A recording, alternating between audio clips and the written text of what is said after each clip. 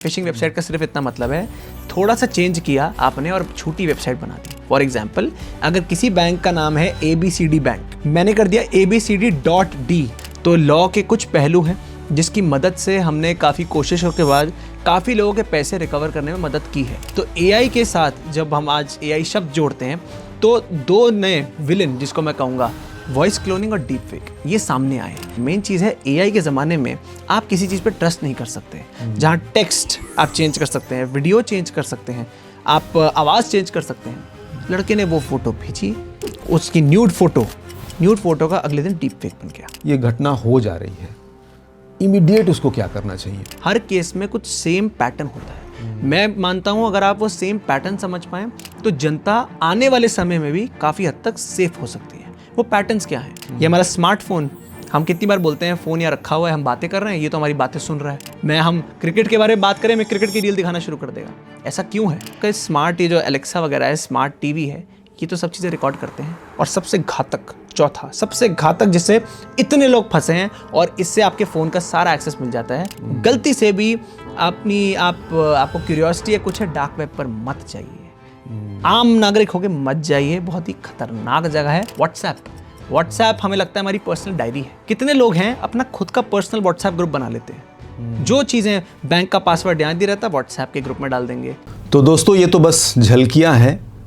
पूरा अगर आप समझना चाहते हैं, देखना चाहते हैं, गहराई में जाना चाहते हैं, तो ये 1 घंटा तकरीबन आपको देना होगा, नहीं तो लगेगा पाप। नहीं, ऐसा लोग कहते हैं, लेकिन मैं नहीं कह रहा हूँ। लेकिन एक चीज़ ज़रूर कहूँगा कि अगर आप इसको ढंग से नहीं समझोगे तो अभी भले ही आप बचे हो, लेकिन आने वाले वक्त में गारंटी है कहीं ना कहीं आप ज़रूर इस तरह के क्राइम में फंसोगे, क्योंकि ये लगातार बढ़ता जा रहा है, बड़ा होता जा रहा है। टेक्नोलॉजी नई नई आ रही है, AI इसमें आ गया है।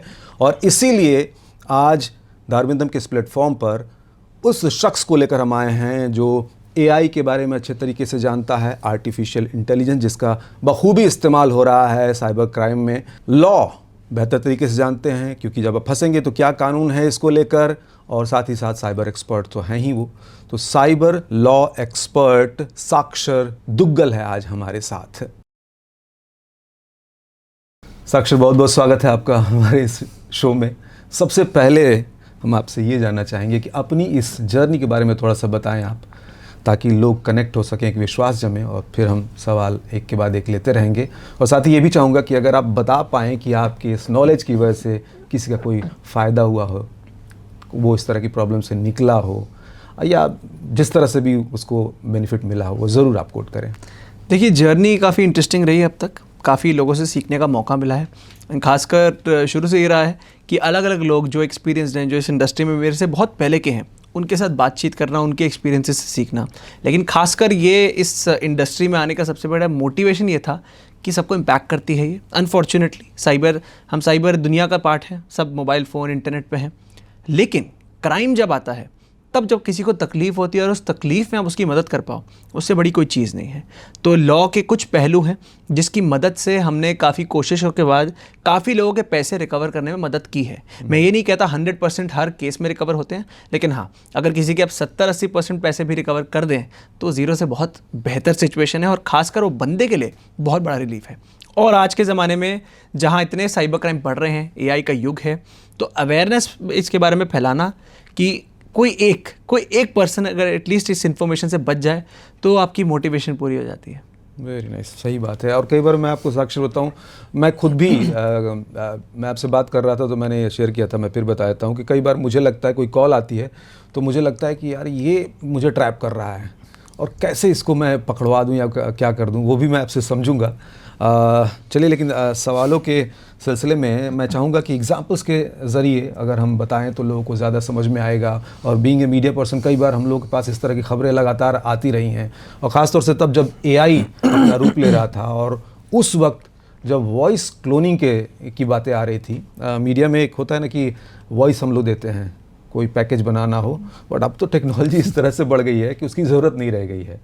टेक्निकली आपको वॉइस, अच्छी वॉइस मिलने लगी है, और मैं कहूँगा कि काफ़ी हद तक बहुत बेहतर, मतलब आवाज़ के और गंभीरता और प्रोनाउंसिएशन की बात करें हिंदी में भी, वो मिल रही है। 1-2% के ग्लिचेस हैं जो मुझे लग रहा है आने वाले वक्त में दूर हो जाएंगे। खैर, तो वापस टॉपिक पे आता हूँ, उस खबर पे आता हूँ जो हमारे सामने आई थी। वो आप सुनना और बताना कि ये क्या गेम क्या है, कैसे करते हैं वो लोग। कि एक पत्नी है, उसको कॉल आती है घर पे उसके पति की, किसी और नंबर से आई है, और सेम आवाज़ पति की, और ये कि मेरा फ़ोन ख़राब हो गया है और ऐसे ऐसे मैं फंसा हूँ, पैसे डालो यहाँ पे। पत्नी ने कुछ जानना चाहा तो उधर से थोड़ा स्ट्रॉन्ग तरीके से डपट दिया कि समझ में नहीं आ रहा, मैं फंसा हुआ हूँ। और पत्नी ने वो बहुत सारी चीज़ें उसमें लिखी थी, वो उस पर नहीं जाते, लेकिन उसने फाइनली उनको कन्विंस करके पैसे डलवा दिए गए। तो ये एक तरीका था और हमारे लिए वो बड़ा चौंकाने वाली चीज़ थी कि यार ऐसे होने लगा, फिर कैसे लोग बचेंगे। तो इस तरह की कुछ जो AI टूल्स का इस्तेमाल हो रहा है, ज़रा आप बताएं। और क्या ये भी पॉसिबल है कि मैंने ये भी पढ़ रहा था कि मतलब जो अननोन नंबर से कॉल आ रहे थे, अब सेम नंबर से भी कॉल आएंगे, मेरे नंबर से ही मेरा फेक कॉल आएगा, ऐसा भी पॉसिबल है क्या? देखिए, हम सबको समझना पड़ेगा कि हम लोग AI के युग में हैं, और बहुत लोग कहते हैं कि ये तो बस कुछ देर की बात है। मेरा ऐसा मानना नहीं है। ऐसा क्यों कह रहा हूँ मैं? आप दुनिया की सबसे बड़ी कंपनीज़ देख लीजिए, जो टेक कंपनीज़ हैं, वो billions and billions of dollars इस्तेमाल कर रही है, लगा रही हैं कि AI की डेवलपमेंट हो सके। लेकिन साथ ही साथ हम ये भूल जाते हैं, आप डेवलपमेंट, उन्नति की बातें कर रहे हैं, लेकिन साथ ही साथ क्रिमिनल्स इसका फ़ायदा उठा रहे हैं। तो AI के साथ जब हम आज AI शब्द जोड़ते हैं, तो दो नए विलन, जिसको मैं कहूँगा वॉइस क्लोनिंग और डीप फेक, ये सामने आए हैं। ये होते क्या है, एक सरल भाषा में अगर मैं बताऊं, डीप फेक होता है जब आप AI टेक्नोलॉजी के ज़रिए किसी भी वीडियो को उसमें फेरबदल कर सकें। फेरबदल यानी आप बंदे की शक्ल बदल सकें, आप बंदे का पहनावा बदल सकें, वीडियो में आप कुछ भी चेंज कर सकते हैं। और वॉइस क्लोनिंग, जैसा आपने कहा, आवाज़ में फेरबदल कर सकते हैं। और ये इसके एग्जाम्पल आपने तो कुछ केसेस बताए हैं, मैं भी कुछ केसेस शेयर करूँगा। लेकिन उससे पहले आपने देखा होगा इंस्टाग्राम और ऐसी अलग अलग सोशल मीडिया प्लेटफॉर्म्स पे रील्स आती हैं जहां एक सिंगर दूसरे सिंगर का गाना गा रहा है। किशोर कुमार अरिजीत सिंह के गाने गा रहे हैं, और वो इतना रियलिस्टिक लगता है कि अगर किसी को ना पता हो किशोर कुमार के बारे में, तो उनको लगेगा हाँ, ये तो कोई इनका गाना ही है। अरे क्रांति है ये, एकदम बिल्कुल क्रांति है। मतलब एक तरह से जहाँ पॉजिटिव तरीके से हमें फ़ायदा भी हो रहा है, लेकिन देखिए इसका इस्तेमाल क्राइम में भी हो रहा है। पॉलिटिशियंस गाना गा रहे हैं, कुछ भी हो रहा है। मतलब आपको ये बताना मुश्किल है क्या सच है क्या झूठ है। और आपने जहाँ तक बात की है, ऐसे कितने केसेस हैं। हमने एक केस किया था जहाँ पे एक कंपनी, वहाँ पर और एक बंदे को उनके CEO का कॉल आता है, और बड़ी हड़बड़ी में कि ये क्लाइंट को, वेंडर को पेमेंट करनी है, हमने बहुत डिले हो चुका है, जल्दी करिए। अच्छा, वो जब पेमेंट डिटेल्स देखते हैं, वो तो नई पेमेंट डिटेल्स हैं। तो ये कहता है सर ये तो कुछ नया है। वो कहता है आप जल्दी करिए, आपको समझ नहीं आ रहा है। जैसे आपके केस में भी आप जल्दी, ये बात नोट करने वाली है, जल्दी पे मचाते हैं वो लोग। जल्दी हुई, उन्हें ट्रांसफ़र कर दिया। बाद में पता लगा CEO तो गई छुट्टी पे, वो तो उनका फ़ोन ही नहीं लग सकता था। लेकिन अब बात देखने वाली क्या है। नंबर 1, साइबर क्रिमिनल्स हमेशा, और ये हर केस में, ये कोई डीप फेक वॉइस क्लोनिंग की बात नहीं है, हर केस में कुछ सेम पैटर्न होता है। मैं मानता हूं अगर आप वो सेम पैटर्न समझ पाएं, तो जनता आने वाले समय में भी काफ़ी हद तक सेफ हो सकती है। वो पैटर्न्स क्या हैं? पहला पैटर्न है, हमेशा कोई ना कोई जल्दी या डर का माहौल क्रिएट किया जाएगा। और ये किसी भी केस में आप ले लीजिए, या तो जल्दी होगी या डर क्रिएट किया जाएगा। अगर ये दो चीज़ें होती हैं, तो आप कभी भी देखिए, कोई भी इंसान अपना दिमाग सही से इस्तेमाल नहीं कर पाएगा। जल्दी में कहाँ कोई इस्तेमाल करता है, और डर में हमेशा ये हमारी जो लॉजिकल रीजनिंग जिसे हम बात करते हैं, वो इस्तेमाल नहीं होती है, पहला। दूसरा, हमेशा आपको या तो कोई अथॉरिटी से कॉल आएगा, चाहे वो पुलिस हो, चाहे आपका बॉस हो, या फिर आपके जान पहचान से कोई कॉल आएगा। अब इसमें मेन चीज़ क्या आती है? मेन चीज़ है AI के ज़माने में आप किसी चीज़ पे ट्रस्ट नहीं कर सकते। जहाँ टेक्स्ट आप चेंज कर सकते हैं, वीडियो चेंज कर सकते हैं, आप आवाज़ चेंज कर सकते हैं। एक पीछे और बहुत ही फेमस केस था ये तो, वर्धमान ग्रुप के जो वो हैं, हाँ जी, पद्म भूषण फाउंडर जो हैं, उनके साथ स्कैम हुआ। तो उनके साथ पहली कॉल आई उनको सो कॉल्ड CBI से। वो समझ गए, उन्होंने नहीं फंसे स्कैम में। कुछ देर बाद उनको एक और कॉल आती है, वीडियो कॉल, और जब वो खोलते हैं, वो देखते हैं कि सामने सुप्रीम कोर्ट का सेटअप हो रखा है। 5 जज बैठे हैं, और बीच में हमारे चीफ जस्टिस जो हैं, उनकी तरह दिखने वाला आदमी बैठा हुआ है। वैसे ही आवाज़ में इनके खिलाफ एक ऑर्डर पास कर दिया। वो डर गए, उनको ऑनलाइन ऑर्डर भी आ गया, नकली ऑर्डर। आज के ज़माने में AI की मदद से नकली FIR, नकली ऑर्डर बनाना भी बहुत आसान है। वो आ गया, तब वो डर गए, और तब करीब ऑलमोस्ट 7 करोड़ का स्कैम हो गया था ये। तो कहने का मतलब ये है कि ये स्कैम्स ना आपकी एजुकेशन देखते हैं, ना बैकग्राउंड देखते हैं। जो बहुत लोग मानते हैं ना कि मैं तो पढ़ा लिखा हूँ, मेरे साथ कैसा हो गया। साइबर क्राइम में जितना अब तक मैंने देखा है, आप किस बैकग्राउंड से आते हैं, आपकी उम्र क्या है, आपकी क्वालिफिकेशन क्या है, आपकी नॉलेज क्या है, इससे कोई फ़र्क नहीं पड़ता। फ़र्क सिर्फ इतना पड़ता है कि उस समय पर आप कितने जागरूक हैं, उस समय पर आप क्या एक्शन लेते हैं। अच्छा, ये भी कोई ज़रूरी नहीं है कि आप किसी भी तरह के कुछ इलीगल या टैक्स बचाने के चक्कर में आपने कुछ गलत किया हो तो उसी को पिन पॉइंट करेगा, वो तो करेगा ही करेगा, बट ये कोई ज़रूरी नहीं है। वहाँ नया भी क्रिएट कर दिया जा रहा है। जैसे किसी को एक खबर ये भी आई थी कि उनको ये बताया गया कि आपका गिफ्ट है, ऐसे ऐसे है, फिर उनको ये जोड़ दिया गया कि आपके नंबर से, आपके पैन से या आधार से ये इलीगल काम हुए हैं। और वो जो आप बता रहे हैं कि वीडियो वो ऑन करा के वो सारा सेटअप दिखा दिया गया और उनको पूरा यकीन हो गया, और उसके बाद डिजिटल अरेस्ट। मतलब ऐसी स्थिति होती है कि आप कहीं और नहीं जा सकते, ऑन ही रखना है आपको अपना कैमरा। लोग डिजिटल अरेस्ट एक्चुअली समझ नहीं पा रहे हैं, उनको लगता है कोई ऐसे ही टर्म है, बट वो वाकई अरेस्ट हो जाते हैं अपने ही घर में, और हफ्ते हफ्ते 10-10 दिन 15-15 दिन के ऐसे एग्जाम्पल्स हैं। और सबसे बढ़िया बात यह है, जो लोग पूछते भी हैं कि कोई इतना बेवकूफ़ कैसे हो सकता है, जब वो किसी और की कहानी सुनते हैं न्यूज़पेपर में या न्यूज़ में, वो देखते हैं कि यार मैं इतना बेवकूफ़ नहीं हूँ, ये बंदा कैसे फंस गया। तो इसका एक सरल जवाब है, एक फील्ड है जिसको हम कहते हैं साइबर साइकोलॉजी। इसका क्या मतलब है कि कैसे आपकी मानसिकता से खेला जाए। क्रिमिनल्स इंटरनेट का इस्तेमाल करते हैं, इंफॉर्मेशन का इस्तेमाल करते हैं कि कैसे उस समय आपकी मानसिकता से खेला जाएगा। तभी मैंने कहा एजुकेशन, बैकग्राउंड, ये सब धरी की धरी रह जाती हैं, क्योंकि उस समय वो ऐसे ही आपके साथ बात करते हैं, इस तरीके से माहौल क्रिएट करते हैं कि आप सब भूल जाते हैं और एक तरीके से मंत्रमुग्ध हो जाते हैं। मैं कल ही एक केस था, तो मेरे को एक कॉल आया लेडी का, उन्होंने पूरी बात बताई। अब आप मानेंगे नहीं, इसको ध्यान से सुनिएगा।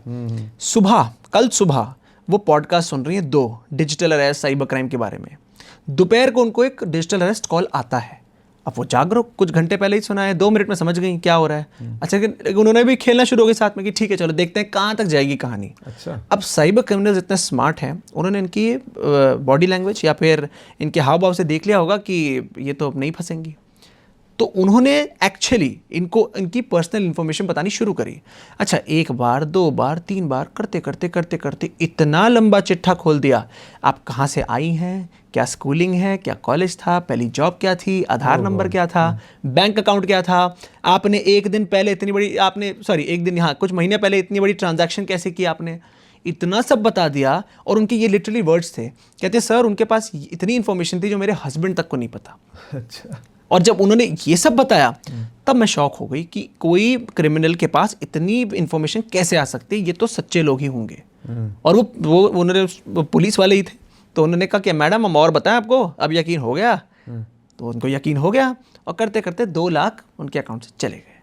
तो यहाँ पर मेन बात क्या है? मेन बात यह है कि वो जागरूक तो हो रही थी, लेकिन उस समय पर छोटी सी गलती, ये मान लेना कि इतना इन्फॉर्मेशन किसी और के पास है तो ये सच्चा है, ये सोचना ये इनको भारी पड़ गया। थोड़ा जानना चाहूंगा कि वो फिर पैसे दिए क्यों? अगर इतनी इन्फॉर्मेशन भी कोई बता रहा है तो पैसे देने वाली कौन सी एप्लीकेशन आ गई या दबाव आ गया? उनको शुरू में बोला गया, जैसे हम सबको होता है कि जी आपके यहाँ कोई स्कैम में आपका नाम आया है। अच्छा। जबकि कोई, जो आपने अभी बात की कि अगर आपने कुछ गलत नहीं भी किया है तो भी आपके ऊपर ऐसा इल्ज़ाम आ जाएगा। तो शुरू में उनको डर ही नहीं लगा कि मैंने कुछ किया नहीं, और मैंने तो सुबह इस सब के बारे में सुना है।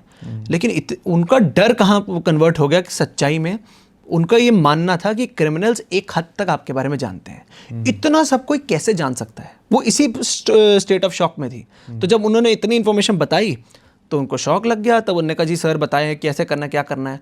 तो अब क्रिमिनल्स भी स्मार्ट हैं, उन्होंने कहा आप देखिए ये जो आपके अकाउंट में पैसे हैं इसको दूसरे अकाउंट में ट्रांसफ़र कर लीजिए जब तक इन्वेस्टिगेशन चल रही है। इन्वेस्टिगेशन के बाद आपको आपके पैसे वापस मिल जाएंगे। तो छोटी सी गलती और सारा गेम आपका ख़राब हो जाता है। फिर भी जैसे कि टेक्निकली इससे बचने के लिए भी, खैर हम बात करेंगे इस पर, लेकिन मुझे भी लग रहा है, और अभी हम अभी बात कर रहे थे थोड़ी देर पहले, तो ये हुआ कि आप इसकी थियरी समझ लो, इसका प्रिंसिपल समझ लो। इस तरह के जो भी क्राइम हो रहे हैं या जो भी जिस तरीके से वो कर रहे हैं, तो शायद आप बच सकते हो, क्योंकि टेक्नोलॉजी का तो कोई ना कोई तोड़ आने वाले वक्त में आ ही जाएगा। लेकिन अगर आप प्रिंसिपल समझ रहे हो तो शायद ईश्वर ने जो आपको बुद्धि दी है उसका तुरंत इस्तेमाल करना शुरू हो जाओगे। और जो लोग इस फील्ड से नहीं हैं, देखिए अगर मैं किसी फील्ड से नहीं हूँ तो मेरे को ये चीज़ें काफ़ी भारी साउंड कर सकती है, टेक्निकल चीज़ें ना समझ आएँ। तो मैं इतना मानता हूँ किसी भी चीज़ के सिद्धांतों को आप समझ लें, तो चाहे डीप फेक हो, चाहे आने वाला कोई क्राइम हो, एक पैटर्न आप समझ जाएंगे और कहीं ना कहीं चांसेस आपके बढ़ जाएंगे सेफ होने के। बिल्कुल, तो हम यही कोशिश कर रहे हैं, और बार बार मैं दर्शकों से कह रहा हूँ कि पूरा देखो आप, बहुत सारी चीज़ें हैं, बहुत सारी चीज़ें लिख के मैं लाया हूँ, उस पर हम डिस्कस करेंगे किस किस तरह से अलग अलग तरीके से इस तरह के फ्रॉड, साइबर क्राइम हो रहे हैं। जैसे कि हम लोग अभी अगर पहले की बात करें तो ये इस तरह की बात की जाती थी कि एटीएम में गए, आप अपना कार्ड डाला तो वो क्लोन हो जाता था, पैसे निकाले जाते थे। कितना इतने कम टाइम में ही, तब से अब की बात करें कुछ सालों में ही, अब इतने अलग अलग तरीके आ गए हैं कि मतलब कई बार हमें लगता है कि हम बहुत हेल्पलेस हैं, क्या करेंगे। अब इस तरह की जो बात अगर सामने आए कि आप कहीं हो और वाईफाई का इस्तेमाल किया आपने कहीं भी, रेलवे प्लेटफॉर्म पे या किसी भी थर्ड जगह पे, और उस वाईफाई के ज़रिए कैसे ये क्राइम हो जाता है कि आपके अकाउंट से पैसे उड़ा लिए जाते हैं या आपके फ़ोन में एंट्री हो जाती है, ये थोड़ा सा अगर आप समझाएं तो। देखिए, open wifi, open charging points, कुछ भी ओपन आपको मिले, ये आप समझ लीजिए चांसेस है। मैं ही नहीं कहता हर कोई गलत है, चांसेस हैं कि उसको मैनिपुलेट करना बहुत आसान होता है, क्योंकि ओपन वाईफाई में कभी ज़्यादा सिक्योरिटी नहीं होती। जो आपकी गवर्नमेंट जो लगाती हैं चार्जिंग पोर्टल्स, जो स्टेशंस लगाती हैं, वो गवर्नमेंट ने लगाए हैं या किसी और ने लगाए हैं, आपको पता नहीं है। उसे जूस जैकिंग कहते हैं। जूस जैकिंग का मतलब है आपने चार्जिंग के लिए अपना पोर्ट लगाया, लेकिन उस चार्जिंग तो हुई नहीं, लेकिन आपका सारा डेटा आपके फ़ोन से निकल गया। जहाँ तक ओपन वाईफाई की बात है, वाईफाई किस पे, IP एड्रेस पे चलता है। तो अब अगर ओपन वाईफाई है, आप उस पर जा रहे हैं, मैं आपको एक छोटा सा इसका सरल एग्जांपल देता हूँ। मैं थोड़ा सा इसको क्लियर कर दूं। जैसे हम लोग डाटा ट्रांसफर करते हैं तो उसमें एक फ़ोन में ही आता है, ऑप्शन आता है। तो क्या उस समय उसमें नहीं आएगा? उस समय नहीं आएगा, क्योंकि वो बनाया ही उसके लिए है। अच्छा। अब एक और आपको एग्जांपल देता हूँ। कुछ समय पहले, 1 साल पुरानी बात है, और ये किया एक 18 साल के लड़के ने। कॉफ़ी शॉप, मैं नाम नहीं लूँगा कॉफ़ी शॉप का, तो नॉर्मल कॉफ़ी शॉप में क्या होता है, आप जाते हैं, फ्री वाईफाई होता है, आप करते हैं। ये लड़के ने कॉफ़ी शॉप से कुछ ही दूर, करीब 100 मीटर दूर अपना लगाया, और कॉफ़ी शॉप के नाम से वाईफाई का वो खोल लिया। वाईफाई का तो नाम हम कुछ भी रख सकते हैं, उसने खोल लिया ओपन वाईफाई। अब सब लोगों ने कहा ये तो कॉफ़ी शॉप का वाईफाई होगा, उन्होंने उस पर किया, डाला, उन सब का डेटा निकाल लिया गया।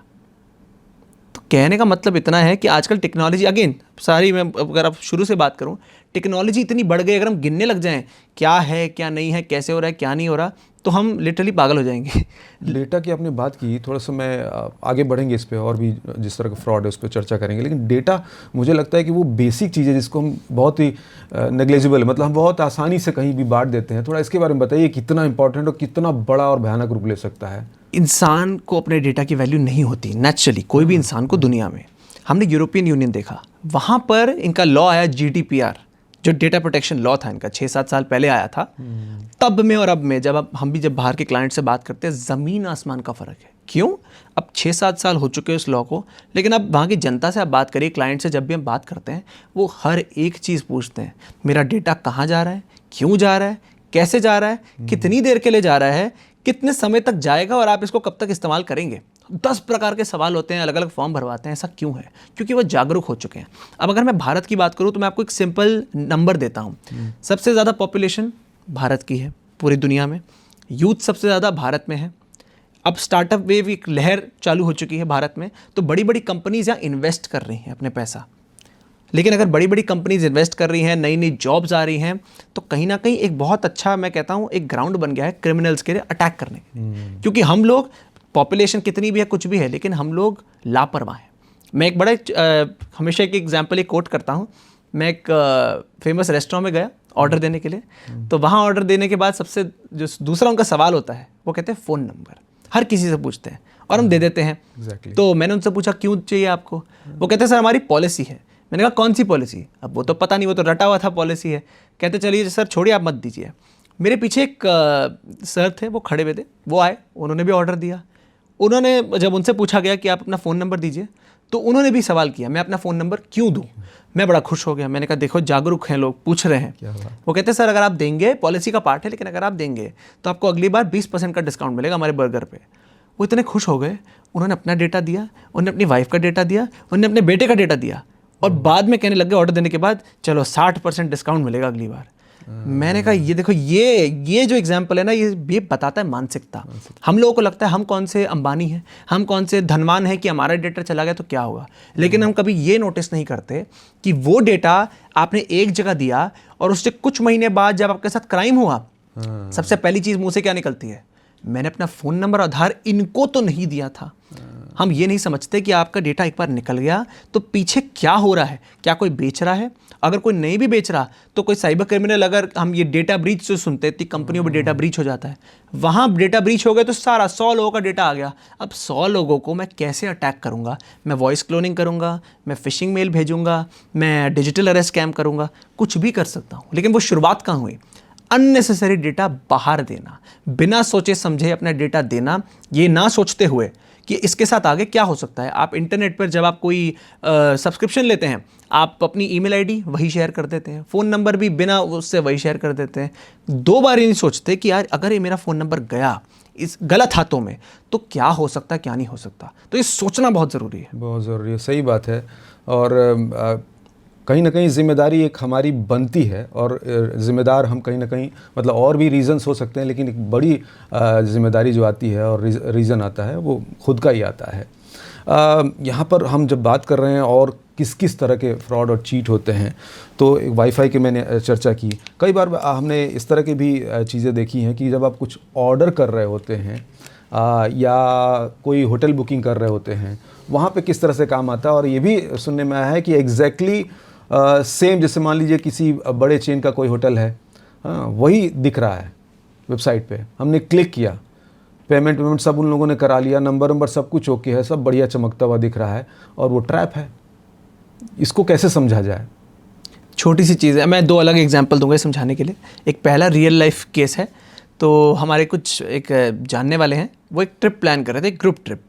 अब वो इंटरनेट पे गए। अब इंटरनेट पे क्या होता है, अब जब भी कुछ सर्च करते हैं ना, ऊपर या तो स्पॉन्सर्ड आता है, यानी जिसने ऐड दिया उसका दिखाएगा, या फिर नॉन स्पॉन्सर्ड जो होगा वो ज़्यादातर चांसेस है कि जेन्युइन वेबसाइट होगी, लेकिन फिर भी आपको चेक करना है। ये गए किसी फेमस वेबसाइट पे। वो फेमस वेबसाइट, अब इसको हम फिशिंग वेबसाइट कहते हैं। फिशिंग वेबसाइट का सिर्फ इतना मतलब है, थोड़ा सा चेंज किया आपने और छोटी वेबसाइट बना दी। फॉर एग्जाम्पल, अगर किसी बैंक का नाम है ABCD बैंक, मैंने कर दिया ABCD.D, एक फुल स्टॉप लगा दिया, कॉमा लगा दिया, और वो वेबसाइट अलग हो गई। देखने में तो वही लग रहा है, ICICI बैंक, ICICI बैंक। तो एक छोटा लेटर लगाने से या कुछ करने से, वो हम नोटिस नहीं करते हैं, वो आप बता नहीं सकते हैं क्या सच है क्या झूठ है। तो इस केस में ये गए, एक फेमस वेबसाइट इनको लगा जो सच है, जो नहीं थी, वो ऊपर दिखी, और वो स्पॉन्सर्ड थी क्योंकि वो उस पर ऐड चला रखा था। क्रिमिनल्स ने उस पर ऐड चला रखा था, सबसे ऊपर दिख रही थी, और नाम वो एक फेमस वेबसाइट से बिल्कुल सिमिलर था। तो इनको लगा ये तो वही वाली वेबसाइट है। गए, बात की, सब कुछ हो गया, अच्छा जी, सब ट्रिप भी प्लान हो गई प्रॉपर, सब कुछ। गए वहाँ पे, अपना फ़्लाइट पकड़ के जब वहाँ पहुँचते हैं तो होटल वाले कहते हैं, सर कौन हो आप? हमने तो आपका कोई बुक ही नहीं किया, आप क्या बातें कर रहे हैं? वो पूरा नाम बताते कि देखो मिस्टर XYZ आपके यहाँ काम करते हैं, नंबर, वो नंबर स्विच ऑफ है, वो उठा नहीं रहे, कुछ नहीं है, फंस गए। पूरा खेल चल रहा है। और दूसरा, लेकिन होटल, जहाँ तक होटल की बात है, मैं हमेशा बोलता हूँ, आप जब भी किसी होटल में जाते हैं, हम हमेशा आधार अपना, वो आप आइडेंटिफिकेशन प्रूफ मांगते हैं, हम आधार दे देते हैं। 2 चीज़ें जो भारत में सबको समझनी पड़ेंगी। पहला, आधार कार्ड आपका राशन कार्ड नहीं है। हमें लगता है जहाँ मर्जी, जहाँ आधार कंपलसरी भी ना हो ना, हम वहाँ आधार दे देंगे। आप किसी को भी देखिए, कोई भी आपसे आइडेंटिटी प्रूफ मांगेगा, सबसे पहली चीज़ आधार निकलती है। ना पासपोर्ट निकलेगा, ना इलेक्शन ID निकलेगा, ना ड्राइवर लाइसेंस निकलेगा। तो आधार खतरनाक क्यों है? आपके बायोमेट्रिक्स उसमें जुड़े हुए हैं। मैं हमेशा कहता हूँ, आप आज की डेट में अपना नाम, शक्ल, एड्रेस सब बदल सकते हैं, लेकिन आपके बायोमेट्रिक्स आपके साथ हैं। एक बार वो गए, थंब इम्प्रेशंस वो गए, तो फिर लेने के देने पड़ सकते हैं। और बहुत लोग कहते हैं कि सर आधार तो मैंडेटरी है, क्या करें? आधार मैंडेटरी नहीं है। सुप्रीम कोर्ट की जजमेंट आ चुकी है जो कहती है आधार मैंडेटरी नहीं है, आपको कोई फोर्स नहीं कर सकता। लेकिन अगर आपको फिर भी आधार कहीं आपको लगता है कि अब तो देना ही पड़ेगा, तो गवर्नमेंट ने एक और आपके पास ऑप्शन छोड़ रखा है जिसको मास्क आधार कहते हैं। मास्क आधार का मतलब इतना है कि जो आधार में कुछ नंबर होते हैं, मास्क आधार आपके कुछ नंबर्स छुपा देगा। जब वो नंबर्स छुप जाएंगे, उस आधार को आप कहीं भी इस्तेमाल कर सकते हैं, और कहीं ना कहीं आपके सेफ्टी मेजर्स ज़्यादा हो जाएंगे। लेकिन फिर भी मैं कहूँगा, आधार जितना हो सके, चाहे मास्क हो न, आधार तो वैसे देना ही नहीं चाहिए, लेकिन मास्क भी कोशिश करिए ना दीजिए, क्योंकि बहुत बड़ा सर्किट चलता है। आप किसी भी होटल देखिए, होटल, हॉस्पिटल, ये जो पब्लिक एरियाज है जहाँ पे आप अपना आधार देते हैं, वहाँ साइबर क्रिमिनल्स कैसे ऑपरेट करते हैं। आप किसी भी अंदर बंदे को थोड़े से पैसे दे दीजिए, वो जो कॉपी, आपने कभी देखा होगा होटल वाले कॉपी कर लेते हैं, उनको आधार कार्ड की कॉपी तो चाहिए, वो नंबर चाहिए। वो कॉपीज जो इतनी फोल्डर्स में पड़ी रहती हैं, किसी भी बंदे को पैसे खिला के वो फोल्डर किसी हाथ में पहुंचा दो, आ गया आपका आधार। तो छोटी छोटी जिसे कहते हैं ना लीकेजेस, इस चक्कर में, चाहे वो आप सिस्टम बोल लीजिए, किसी को भी बोल लीजिए, मैं इतना मानता हूँ लीकेज हर जगह है, लेकिन आम नागरिक को लीकेज समझना जरूरी है कि देखिए डेटा तो मेरा है, गया तो मेरी रिस्पॉन्सिबिलिटी होगी, इसलिए मैं पूरी कोशिश करूंगा इसको गलत हाथों में ना दूं। तो अगर ऐसा हो रहा है तो अगेन जिम्मेदार हम हैं। देखिए पूरे इकोसिस्टम में कुछ पार्टीज होती हैं, सरकार है, आपकी कोर्ट्स हैं, और हम हैं आम नागरिक। आम नागरिक को मैं मानता हूं हमेशा हम ब्लेम गेम बहुत आराम से खेल सकते हैं, सरकार ये नहीं करती, पुलिस ये नहीं करती, कोर्ट ये नहीं करती। हम कुछ चीज़ें बात करेंगे जो वो करती हैं, बट सबसे वीक पहलू हम लोग हैं। क्यों? अब ये जो मैंने आपको कुछ देर पहले एग्जाम्पल बताया डिजिटल अरेस्ट का, जो लेडी फंस गई, आजकल हमारी कॉलर ट्यून भी बन चुकी है कि सतर्क रहें, बचे रहें।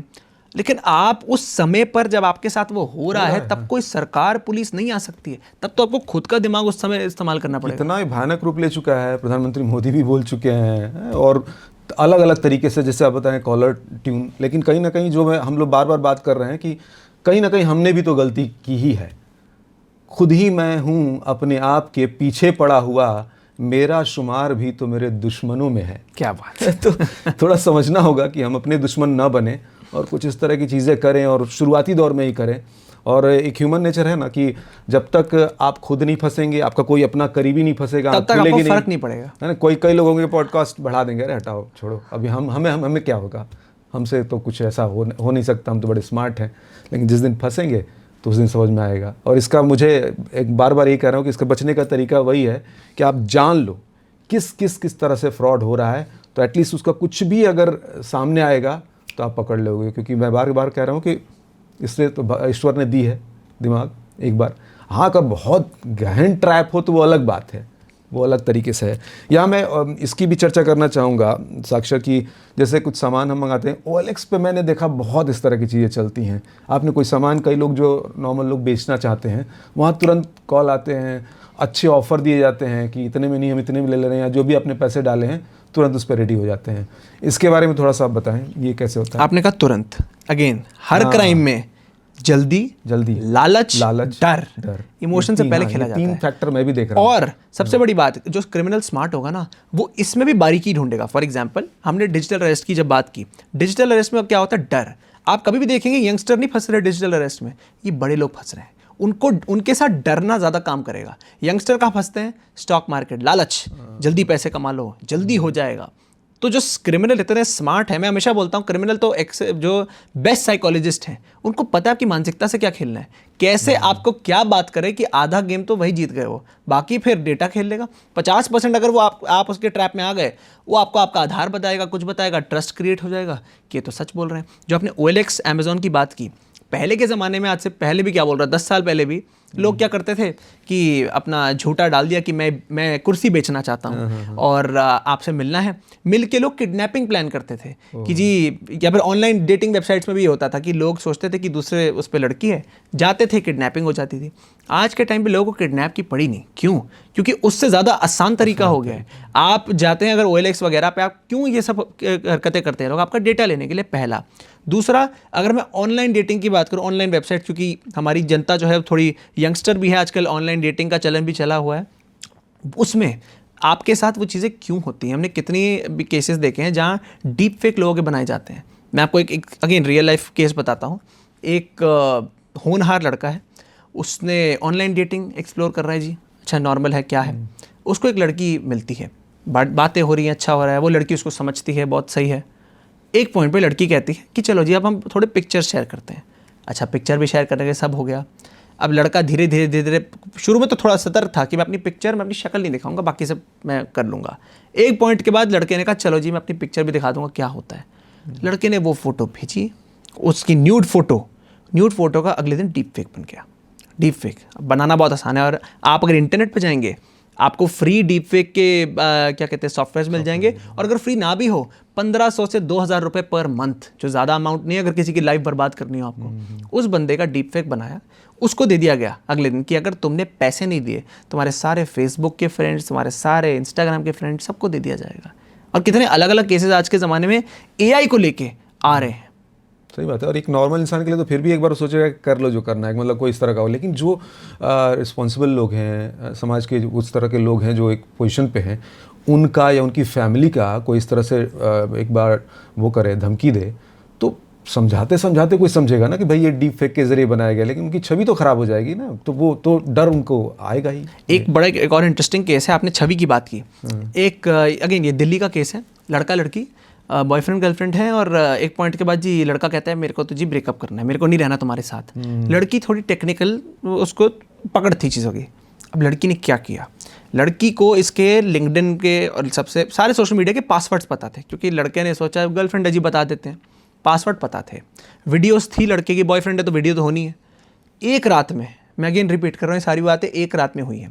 क्या किया लड़की ने, लड़का सो रहा है, लड़की ने उसकी एक वीडियो ली, उसका एक डीप फेक बनाया। अब जब हम डीप फेक, हमें लगता है ये थोड़ा पॉर्न वाली वीडियो है, पॉर्न वीडियो नहीं बनाई उसने बिल्कुल ऐसी वीडियो बनाई, लड़का बैठा है शांति से सूट में और बोल रहा है कि वो वीडियो रियलिस्टिक लगे। कल आपने छवि की बात की, कल को आपकी कोई भी 18+ वीडियो बनाता है या किसी की भी बनाता है, तो कहीं ना कहीं बंदा बोल सकता है तो झूठी वीडियो है, लेकिन बंदा शांति से ऐसे बैठा, ये तो वीडियो सच होने के चांसेस ज़्यादा है। लेकिन उस वीडियो में था क्या, बैठा तो शांति से है, लेकिन वो सबको गालियाँ निकाल रहा है, उसके अथॉरिटी, उसके प्रिंसिपल, उसके टीचर, पेरेंट्स, कजन्स, ये वो सबको गालियाँ निकाल रहे हैं एक करके, और आवाज़ कॉपी कर ली, वीडियो तो है ही। एक रात के अंदर सारे फ्रेंड्स को सर्कुलेट हो गई, और जब तक ये सुबह उठता है इतनी मिस्ड कॉल, इतने ये वो, क्या है क्या नहीं है। और अगेन सबसे मेन बात, 18+ वीडियो होती तो लोग फिर भी समझ जाते कि ये तो बेचारा फंस गया है। ऐसी वीडियो पे लोग कैसे विश्वास करें यार, क्या सच है क्या झूठ है। तो इतनी छोटी छोटी बारीकियां होती हैं कि आप हम ये नहीं बोल सकते कि यार 18+ ही है, आपको सतर्क रहने की बहुत ज़रूरत है। एक फिल्म आई थी ना, मुझे याद आता है बहुत साल पहले की, रजनीकांत की रोबोट, है ना। उस समय तो ये AI का कोई चक्कर नहीं था, कुछ आता पता नहीं था, लेकिन हाँ जिस तरह से इमेजिन किया गया था कि कैसे रोबोट ही एक इंसान की तरह, और इंसान के साथ साथ वो इंसान के अगेंस्ट भी हो जा रहा है मतलब बिहेवियर में, और वो एक बड़ा चैलेंज, और वो फिल्म बड़ी हिट हुई थी। आज के टाइम में टेक्नोलॉजी क्या उस तरफ जा रही है, AI इस तरफ से जा रही है, क्योंकि जिस तरह से मैं देखता हूँ AI या चैट GPT पे आप बात करने का भी उस पर सिस्टम है, तो जैसे एक इंसान आपके साथ बात करूँ या किसी और के साथ बात करूँ, जिस तरह से आप जवाब दोगे, मे भी कुछ मामलों में बड़ा मतलब एक इंसान से भी ज़्यादा इंटेलिजेंट तरीके का जवाब आता है मुझे यार, क्योंकि उसके पास डेटा की भरमार है, और जिस तरह से वो काम कर रहा है वो अद्भुत है। तो क्या मतलब उस दिशा में जा रहा है AI? लोग कहते हैं कि AI तो टाइम लगेगा आने में, मैं सिर्फ 3 चीज़ें बोलता हूँ। पहला, AI को कितना समय लगा है आप ये देखिए, वो शुरू से नहीं है, इतने कम सालों में इतनी बड़ी जंप मारी है। हाँ, इतनी बड़ी जंप मारी है, तो आप पहली बात ग्रोथ देखिए, पहला। दूसरा, AI की जो थिंकिंग कैपेसिटी आपसे कई गुना तेज़ है, ये आप माने ना माने, ये सच्चाई है। AI, हाँ, तीसरा ये है जो लोग कहते हैं कि क्या AI रिप्लेस कर देगा हमें, क्या AI हमारी जगह ले लेगा, तो मैं हमेशा बोलता हूँ AI आपकी जगह ले ना ले, उससे पहले कोई इंसान जिसको AI का सही से इस्तेमाल करना आता है वो आपकी जगह ज़रूर ले लेगा। और चौथा जो आपने बात की है कि क्या इस तरीके में आगे बढ़ रहे हैं, तो OpenAI जो चैट GPT जिस कंपनी ने ईजाद किया है, OpenAI ने 2 साल पहले ये स्टेटमेंट दी थी कि हम अपना एक नया प्रोजेक्ट ला रहे हैं जिसको हम सुपर इंटेलिजेंस बोलते हैं।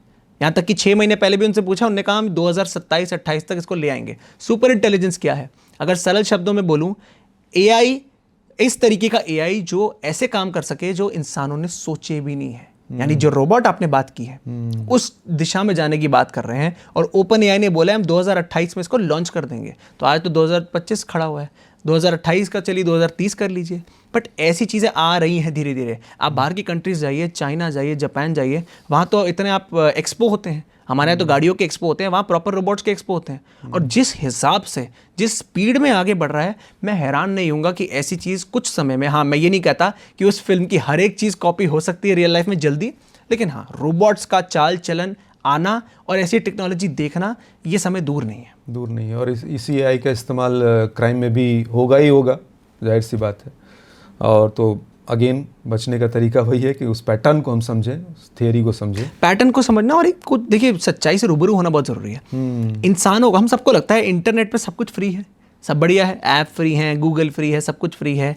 मैं हमेशा बोलता हूँ इंटरनेट एक जंगल है, अगर आप जंगल में कदम रखते हैं आप ये नहीं बोल सकते मैं सेफ़ हूँ, शेर भी आ सकता है, सांप भी आ सकता है। और जो आप ये बातें करते हैं सब कुछ फ्री है, हमारे एक टेक्नोलॉजी में कहावत है, अगर सब कुछ फ्री है तो प्रोडक्ट आप हैं। यानी कि ये गूगल, OpenAI, इतनी व्हाट्सएप क्यों फ्री क्यों है? आपका डेटा चाहिए, सबको आपका डेटा चाहिए। तो अगर इतनी बड़ी बड़ी कंपनीज को आपका डेटा चाहिए और इतने साल की अपनी मेहनत, ओपन एआई ने जो चैट जीपीटी बनाया इतने साल की मेहनत है, अगर वो आपको फ्री में दे रही है, कुछ सोच समझ के दे रही होगी। और अगर वो आपका डेटा चाहती है तो सोचिए आपका डेटा कितना वैल्यूएबल है, कितना महत्वपूर्ण है, जिसको हम हल्के में ले लेते हैं। वो कंपनीज दिन रात कोशिश करती हैं कि आपका किसी तरह डेटा ले लिया जाए। ये हमारा स्मार्टफोन, हम कितनी बार बोलते हैं फ़ोन यहाँ रखा हुआ है, हम बातें कर रहे हैं, ये तो हमारी बातें सुन रहा है। हम क्रिकेट के बारे में बात करें, मैं क्रिकेट की रील दिखाना शुरू कर देगा। ऐसा क्यों है? क्योंकि एक रीज़न है ना जिससे उसको स्मार्टफोन बोलते हैं। वो हर चीज़ सुन रहा है और सुन इसलिए रहा है, उसको डेटा चाहिए। 2400 घंटे आपका डेटा चाहिए। क्या कर रहे हैं, क्यों कर रहे हैं, किस तरीके से कर रहे हैं? हमने अब एक एग्जांपल दे रहा हूँ मैं आपको कि मेरे घर में बच्ची के लिए नैनी है, तो वो अपने घर बात करती है तो भोजपुरी में बात करती है, ठीक है। इतने टाइम से हम एलेक्सा चला रहे हैं, कभी इस तरह का भोजपुरी सॉन्ग उसने खुद से नहीं चलाया, लेकिन जब से उसको रखा है तो भोजपुरी गाने अपने आप से प्ले करने लगती है। क्यों? स्मार्ट है, सब कुछ सुन रहा है। और इसका एक केस भी पीछे हमने किया था कुछ समय पहले। हस्बैंड वाइफ हैं, दोनों टेक्नोलॉजी काफ़ी साउंड है, उनके घर में हर चीज़ टेक्नोलॉजी हाई है, एलेक्सा है, सब कुछ है, स्मार्ट टीवी, स्मार्ट एसी, सब कुछ है। अच्छा, लेकिन लड़ते बहुत हैं। अब होता क्या है, इतने फ्रस्ट्रेट हो जाते हैं, एक रात वाइफ को गुस्सा आ जाता है, वो चाकू निकालती है और हस्बैंड पर हमला बोल देती है। कुछ इंजर भी करती है हस्बैंड को, लेकिन जब मार रही है चाकू से तो चीख चीख के चिल्ला रही है, तुमने मेरे साथ ऐसा किया, वैसा किया, तुम्हें छोड़ूंगी नहीं, ये वो। किसी तरह हस्बैंड बच जाता है, इंजर हो गया लेकिन बच गया। लेकिन अब बात आती कोर्ट में, कैसे साबित करें? वहाँ तो कोई है नहीं, ना कैमरा ना कुछ। तो पता लगता है जो आपका स्मार्ट, ये जो एलेक्सा वगैरह है, स्मार्ट टीवी है, ये तो सब चीज़ें रिकॉर्ड करते हैं। इनके सर्विस प्रोवाइडर से बात की, लंबा समय लगा लेकिन प्रूफ मिले। वो सुन रहा था, उनको लगा उस टाइम, वाइफ को लगा बंद है सब कुछ है। ये चीज़ें बंद नहीं रहती हैं। हमें लगता है, हमें लगता है इंटरनेट में हर चीज़ अच्छी अच्छी नहीं है।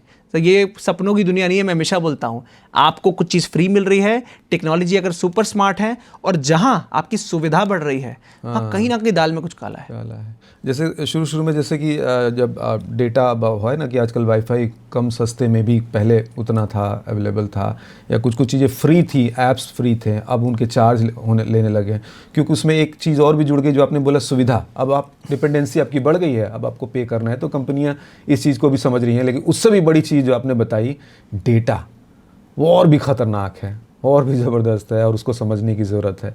अच्छा, ये एक चीज़ और मैं जानना चाहूँगा कि जैसे कॉल फॉरवर्ड, कॉल मर्ज, वॉइस कॉल, इसका किस तरह से इस तरह के साइबर क्राइम में इस्तेमाल हो रहा है, ज़रा वो आप बताएं बेहतर तरीके से। देखिए, शुरू में कॉल मर्जिंग, कॉल फॉरवर्डिंग का ज़्यादा चलन था। आज जब से वॉइस क्लोनिंग हमने जो बात की है, इस सब की ज़रूरत नहीं पड़ती है। क्यों? कोई भी क्राइम जो कॉल पर हो रहा है, वो क्यों होता था कि यार बंदा हम पे ट्रस्ट कर ले। क्या मैं कहीं भी किससे बात करा रहा हूँ, पहले क्या होता था, अगर आपने नोटिस किया हो, आज से 4-5 साल पहले, प्री कोविड, फ़ोन आता था, बंदा आवाज़ बदल के बात कर रहा था कि मैं आपका जी भतीजा बोल रहा हूँ, ये बोल रहा हूँ, वो बोल रहा हूँ। आजकल तो ज़रूरत नहीं है। और आपने जो बात की है, ये वॉइस क्लोनिंग वगैरह इन सब की, ये कहाँ से होते हैं? ये भी एक सवाल आता है लोगों के बीच कि यार ये क्रिमिनल बैठे कहाँ हुए हैं? बाहर भी हो सकते हैं, लेकिन हमारे यहाँ पर एक कॉन्सेप्ट है साइबर क्राइम विलेज करके। हमने जामतारा का नाम सुना है, हम सब ने सुना है, नेटफ्लिक्स सीरीज़ आ चुकी है। हुआ क्या, कोविड आ गया, कोविड में सबकी जॉब्स खतरे में आ गई, गाँव वालों को तो और भी नुकसान हो गया। लेकिन इन लोगों ने देखा यार एक ऐसा तरीका है, क्विक मनी है, ज़्यादा एजुकेशन चाहिए नहीं है, जनता बेवकूफ़ है, तो चलो जी हम ये साइबर क्राइम ही करते हैं। अब जामतारा में सारे लोग साइबर क्राइम करने लग गए। इसको देखते हुए दूसरे विलेजेस ने इंस्पिरेशन ले ली, वो प्रेरित हो गए कि यार ये तो बड़ा सही तरीका है। तो आज हम देख रहे हैं अलग अलग हॉटस्पॉट्स बन चुके हैं साइबर क्राइम के, चाहे मेवात हो, चाहे वो न्यू हो, अलग अलग जगह पे हैं। और सबसे बड़ी बात, ये बॉर्डर पे लोकेटेड है। अगर कभी भी आप नोटिस करें, बॉर्डर पे लोकेटेड रहते हैं। ऐसा क्यों है? आपने क्राइम किया, आप कुछ ही आधे घंटे 1 घंटे में दूसरे बॉर्डर चले गए, और जब तक कुछ बात पता लगेगी, गलती से अगर पुलिस वालों के हाथ में आ भी गई बात, तो जब तक बात हो रही है दूसरे बॉर्डर वालों से बातचीत करना, ये करना, वो करना, तो बहुत ही इसमें ऊपर नीचे की चीज़ें हैं। लेकिन जहाँ तक आपने वॉइस क्लोनिंग वगैरह की, मर्जिंग की बात की है, तो जितने अब तक मैं केसेस देख रहा हूँ, मर्जिंग के कम हो चुके हैं, वॉइस क्लोनिंग के चलते उसका ज़्यादा इस्तेमाल किया जा रहा है। अच्छा, आप आपने बात की कि जो अगर कुछ इस तरह का ट्रैप होता है तो फिर वो बॉर्डर पे है और इधर उधर पुलिस प्रशासन, तो गवर्नमेंट की तरफ से जो इस तरह की सुविधाएं हैं, 1930 cybercrime.gov.in, यहाँ पे जाके लोग रजिस्टर करते हैं, तो ये कितना कारगर है? कुछ करता है काम? अगर कोई ट्रैप हो गया, किसी का पैसा निकल गया, तो चांसेस कितने होते हैं मिलने के?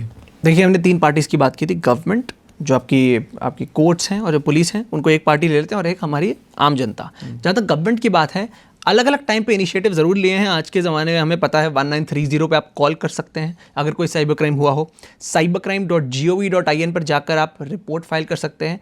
एक चक्षु पोर्टल, संचार साथी में चक्षु पोर्टल है, उस पर आप जा सकते हैं। उस पर जाकर आपको बहुत चीज़ों का पता लग जाएगा। फॉर एग्जाम्पल, अभी हफ्ता पहले RBI ने नई गाइडलाइन निकाली है कि आप कोई भी सर्विस प्रोवाइडर हो, कोई कंपनी हो, कुछ हो, वो स्पेसिफिक नंबर्स यूज़ करेगी, उससे ही आपको कॉल करेगी, स्पेसिफिक नंबरों से ही प्रमोशन करेगी। क्योंकि होता क्या है, बहुत जगह ना स्पैम कॉल हमें समझ नहीं आता कौन सी जेन्युइन है कौन सी नहीं है। आजकल तो रैंडम नंबर को भी स्पैम कॉल बना दिया जाता है। तो संचार साथी पोर्टल पे सबका लिखत चिट्ठा होगा कि कंपनियां कौन सा नंबर इस्तेमाल कर सकती हैं, क्या वो 1600 का नंबर होगा, चाहे वो 1400 का नंबर होगा। तो कुछ इनिशिएटिव्स हैं। जहाँ तक आपके लॉ की बात है, अगेन हमारा नया जो लॉ है डिजिटल पर्सनल डेटा प्रोटेक्शन, जो डेटा की इंपॉर्टेंस, हमने GDPR की बात की थी पॉडकास्ट के शुरू में, इंडिया में ये वो काम करेगा। डिजिटल पर्सनल डेटा प्रोटेक्शन यानी वो लॉ जो आपके डेटा का ख्याल रख सके। कुछ भी डेटा से रिलेटेड प्रॉब्लम हो, क्राइम हो, कोई फेरबदल हुई हो, उसका ये लॉ काम कर सकता है। लेकिन अब कैच कहाँ आता है? कैच ये आता है कि मैं मानता हूँ कहीं ना कहीं हम थोड़ा पीछे चल रहे हैं।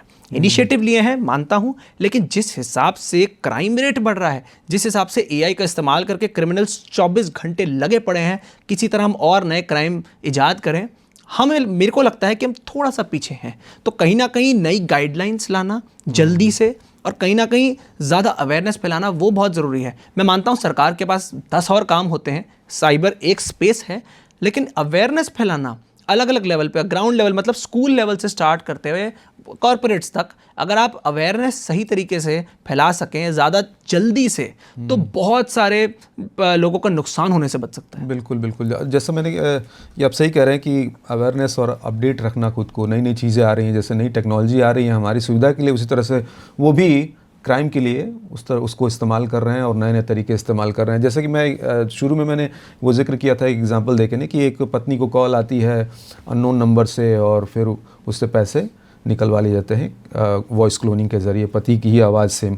तो उस समय तो ये कहा जा रहा था कि जब भी अननोन नंबर से कॉल आए तो थोड़ा अवेयर हो जाओ, चेक करो, रीचेक करो। लेकिन मैं पढ़ रहा था, देख रहा था कि इस तरह की भी टेक्नोलॉजी आ गई है कि सेम नंबर से भी कॉल आएगा। मतलब हस्बैंड है, वो उसकी क्लोनिंग है वॉइस की, तो हस्बैंड के नंबर से भी कॉल आएगा। ये कैसे हो पा रहा है और क्या ये सही बात है?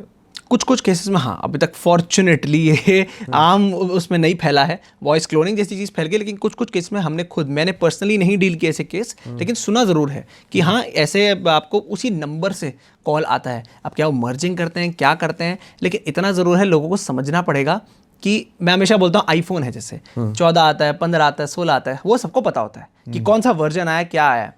क्रिमिनल्स का भी ये सेम लॉजिक होता है। आप ये सोचें मुझे आज पता लगे, मान लीजिए हम पॉडकास्ट कर रहे हैं, किसी ने सुन लिया, बंदा ये नहीं बोल सकता अब मैं सेट हूँ पूरी लाइफ के लिए। नहीं, आज से महीने बाद, 1.5 महीने बाद फिर कुछ नया आ जाएगा, कोई नई चीज़ आ जाएगी। तो कोई स्ट्रिक्ट लॉ नहीं है और कोई रूल नहीं है कि भाई यही होगा। अब शुरू में आपने बात की अनजान नंबर से फ़ोन ना उठाएं। अब अनजान नंबर से फ़ोन नहीं आ रहे हैं, उससे कैसे बचें? अच्छा, पहले होता था कि आप किसी और की आवाज़ में हो तो ना करिए, अब है अपनी, आपके जो फादर मदर की आवाज़ कॉपी हो सकती है, तब कैसे करेंगे? हमारे खुद के जान पहचान वाले हैं और मेरे मतलब कज़न ही हैं। तो मैं अपने कज़न के घर पे हूँ, बैठा हूँ, मेरे कज़न को कॉल आता है, मेरे मामा का, ठीक है, नंबर अलग था, मेरे मामा का कॉल आता है उसी आवाज़ में कि बेटा मैं यहाँ पे हूँ, मैं बड़ी तकलीफ़ है। और मेरे मामा दूसरे कमरे में बैठे हुए थे और हम लोग सेम घर में। अच्छा, हमें, लेकिन 1 सेकंड के लिए मेरा कज़न भी थोड़ा शॉक हो गया कि अरे, लेकिन मैंने उसको याद दिला, भाई तेरे फादर तो दूसरे कमरे में बैठे हुए हैं। वो तो चले हम बच गए क्योंकि फादर वहाँ थे। और ये साइबर क्रिमिनल्स एक मछली के जैसे, मछली कैसे पकड़ते हैं, जाल फेंकते हैं, 100 बंदों पे जाल फेंका, 20 भी हो गए, पर पर्सन से कुछ आज तो मुझे लग रहा है कि 80 फंसते होंगे 100 में 80, क्योंकि अवेयरनेस अभी उस तरह की नहीं है। धीरे धीरे जैसे अवेयरनेस बढ़ती जाएगी, हो सकता है कि 20 तक भी आए, जैसा आप बोल रहे हैं, ऊपर नीचे चलता है इनके। और इनके टारगेट सेट रहते हैं। मैं आपको बताऊं कितने कुछ क्रिमिनल्स से जब मैंने बात की है, उनकी मानसिकता क्या है। मैं आपको एक फ़नी सा इंसिडेंट बताता हूँ। तो मेरे ऑफिस में एक दिन कॉल आया, और कॉल कहाँ आता है, मेवात से, ठीक है, सॉरी मेवात नहीं, न्यू से कॉल आता है। अब मैं थोड़ा चौंक गया, न्यू तो साइबर क्राइम विलेज है, स्पॉट है। कॉल आता है, बंदा बड़े प्यार से मुझसे बात कर रहा है, सर हाउ आर यू, ये वो। अच्छा, मैंने कहा क्यों, क्या बात करनी है? कहता है सर आपके 10 मिनट चाहिए। मैंने कहा बताएं। वो 10 मिनट में अपनी पूरी कहानी बताने लग गया कि हम 4 दोस्त हैं, मैं MBA पास आउट हूँ, बाकी 3 लोग 10वीं पास आउट हैं, हम मिलके साइबर क्राइम करते हैं और हम ये हमारे ऐसे करते हैं वैसे करते हैं। मैंने उसको 1-2 बार रोका, मैंने कहा भाई मुझे क्यों बता रहा है, मैं तो वकील हूँ, मैं तुम्हारी कॉल रिकॉर्ड करके भेज दूंगा, कहीं ये कर दूंगा। 1-2 बार उसने मुझे रोका, तीसरी बार जब मैंने उसको टोका, कहता है सर आप सब चीज़ शॉर्ट है, आप मेरी बात तो सुन लो, मैं सब चीज़ों का इंतजाम कर दूंगा, आप बस 10 मिनट दे दो मेरे को। पूरी बात सुनी मैंने, कैसे उसने सब कुछ बताया, कैसे क्राइम करते हैं, किसको टारगेट करते हैं, कहाँ से करते हैं, क्यों करते हैं। उसको डर बिल्कुल नहीं है। बिल्कुल डर नहीं है। और अब मज़े की बात अब आती है, मज़े की बात ये कहते हैं हमारा टर्नओवर, शब्द सुनिए, हमारे टर्नओवर अभी है 30-40 करोड़ है, हम लोग कमाते हैं। हमारा 3 साल में प्रोजेक्शन है कि हम लोग 80 करोड़ कमाएं पर पर्सन। ये शब्द देख रहे हैं, कॉर्पोरेट शब्द, टर्नओवर, नंबर्स, प्रोजेक्शन। कहता है 3 साल के अंदर हमारा प्रोजेक्शन है 80 करोड़ पर पर्सन कमाएगा, और जिस दिन वो हो गया हम लोग देश छोड़ देंगे और हम रिटायर हो जाएंगे। तो हमें रिटायर करना है जल्दी। अब पूरी कहानी सुनने के बाद मैंने कहा भाई मेरे चाहते क्या हो मेरे से। कहता है आपसे ये चाहता हूँ, जो पूरा आपको मैंने चिट्ठा बताया है, एज ए लॉयर आप मुझे बताओ कहाँ कुछ कमी है जो मैं उसको अभी भी ठीक कर दूँ, जिससे मेरा रिटायरमेंट प्लान उसमें कुछ हानि नहीं आनी चाहिए। अब मैं शॉक हो गया, मैंने कहा भैया मतलब कहाँ क्या सोच, मना किया उसको, कह रहे सर आप बताओ तो, अपना रेट तो बताओ, हम कुछ ना कुछ कर देंगे, लेकिन मेरा रिटायरमेंट प्लान खराब नहीं होना चाहिए। लालच और कितना आराम से बातें कर रहा है कि कुछ हुआ ही नहीं। वही लालच के बल पे वो खुद कर रहा है और सामने वाले को भी दे रहा है, और ये ह्यूमन कमजोरी है जिसका वो दिन भर में कई जगह फायदा उठाते होंगे, वो आप पे भी थ्रो किया। और एक और केस हम बात करते हैं जो बच्चे इसमें फंस जाते हैं। एक हम एक टीम थी और एक साइबर क्रिमिनल से बात कर रहे थे, 17 साल का लड़का, लाखों का क्राइम कर चुका है। जब उससे मैंने बात की भाई मतलब क्यों करते हुए, उसने मुझे एक लाइन में जवाब दिया और एक लाइन में मैं शॉक हो गया। वो कहता सर मैंने किया गलत ही क्या किया है, बस फ़ोन पर झूठ ही तो बोला है, क्या आप रियल लाइफ में झूठ नहीं बोलते क्या?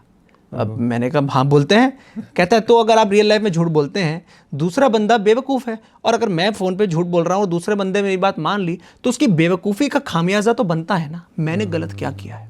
और जब मैंने उसको समझाने की कोशिश की, भैया देखो कानून ये कहता है, वो कहता है, ये वो कहता है, आप मुझसे जलते हो, आप मैं पैसे कमा रहा हूं तो आपको जलन महसूस हो रही है। हर किसी कहने का मतलब है इस हद तक ब्रेन वॉश कर रखा है, ब्रेन वॉश किया गया है। उसको ये नहीं पता कि उसकी इस झूठ की वजह से लोगों की पूरी ज़िंदगी की कमाई चली जा रही है, लोग सुसाइड कर ले रहे हैं, किसी के बहन बेटी को लेके कुछ अगर इस तरह के ऑब्जेक्शनल कुछ चीज़ें बना ली जा रही हैं तो उनके लिए कितनी मुश्किल है, वहाँ भी जान जा रही है।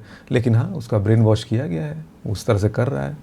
एक फ़ोन हमारा आज के टाइम में ऐसा इंस्ट्रूमेंट है कि मैं कहूँ कि अगर उसको कोई अच्छे से स्कैन कर ले तो वो इतना कुछ जान सकता है जितना वो व्यक्ति सिर्फ वही व्यक्ति जानता होगा, या शायद उससे भी थोड़ा ज़्यादा डेटा उसके पास आ जाएगा। आपकी घर के लोग, आपकी पत्नी उतनी नहीं जानती इतना वो फ़ोन आपके बारे में जानता है। तो कोई चीज़ जैसे कि आप क्या वीडियो देख रहे हैं, रात को क्या देख रहे हैं, किसको कॉल किया, ये सारी चीज़ें, कौन कौन सी सारी, वो सब कुछ उसमें फीड है, कहाँ कहाँ इन्वेस्टमेंट कर रखा है। फ़ोन में अगर कोई इस तरह का इंस्ट्रूमेंट या कोई सॉफ्टवेयर एंटर कर गया है तो क्या बचा जा सकता है, उसको स्कैन किया जा सकता है, समझा जा सकता है, या कोई सावधानी पहले से ही, ताकि फ़ोन में कोई इस तरह की एंट्री ना होने पाए? क्योंकि मुझे लग रहा है ये बहुत बड़ा ज़रिया है स्कैम का। देखिए ज़रिया है, बिल्कुल है, लेकिन मैं आपको एंट्री गेट्स बता देता हूँ, कहाँ से एंट्री होने के चांस है ये भी बड़ा, क्योंकि अगर एंट्री गेट पता लग गया तो लोग थोड़ा सतर्क रहेंगे। पहला है OTP। किसी भी जगह पे आपको कहीं भी कोई OTP आता है, किसी भी बहाने से, कोई कहते गलती से आ गया, आप मुझे वो OTP बता दीजिए। जब दूसरा बंदा आपसे कोई OTP मांग रहा है, सतर्क रहें, वो पहला गेट है। और हमने कितनी बार देखा आपके फ़ोन का एक्सेस मिलना, OTP, फ़ोन का एक्सेस मतलब मैं व्हाट्सएप की बात करूँ, किसी भी चीज़ की बात करूँ, पहला हो गया OTP। अच्छा, मैं थोड़ा सा इसको रोकूंगा। मैंने ये भी सुना है कि टेक्नोलॉजी इस तरह से भी है कि OTP की भी ज़रूरत नहीं है। ऐसा है क्या कि OTP की ज़रूरत नहीं? OTP की ज़रूरत तो पड़ती है। नहीं, तरीके अलग हैं, मैं वही बता रहा हूँ। हर OTP की ज़रूरत बहुत हद तक पड़ती है, बट कुछ जगह नहीं पड़ती। फॉर एग्जाम्पल जो सेकंड केस है वो है लिंक। अगर आपने एक रैंडम लिंक पर डाल दिया, देखिए क्या है, ये सब है क्या, मैलवेयर। मैलवेयर ऐसी रैंडम लिंक में होता है, APK फाइल्स में होता है। पीछे अभी शादियों का में सीज़न था, आप क्रिमिनल्स देखिए कितने स्मार्ट होते हैं, उनको पता है दिसंबर जैन शादी का सीज़न है। अब आजकल क्या हो रहा है, आजकल फिजिकल कार्ड नहीं आते लोगों को, ऑनलाइन शादी का कार्ड दे दिया जाता है। तो इन्होंने क्या किया, रैंडम APK फाइल्स लोगों को दी, वेडिंग इनविटेशन करके। लोगों ने जैसे डाउनलोड किया, उसमें मैलवेयर था, सारा आपका डेटा चला गया।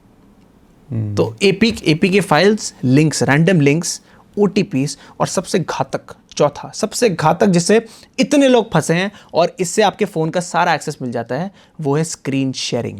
कितनी जगह आप जो है दूसरा बंदा कहेगा मैं बैंक से हूँ, कुछ हूँ, ऐप्स जैसे एनी डेस्क या कुछ भी हो, कहेंगे अच्छा आप ना स्क्रीन शेयर कर दीजिए, मुझे बता दीजिए। एक छोटा मैं केस बताता हूँ। बंदा बात कर रहा है एक सर्विस प्रोवाइडर से, वो झूठा सर्विस प्रोवाइडर था, तो वो फ़ोन पे गाइड कर रहे हैं, अच्छा सर आप ये दबाओ वो दबाओ।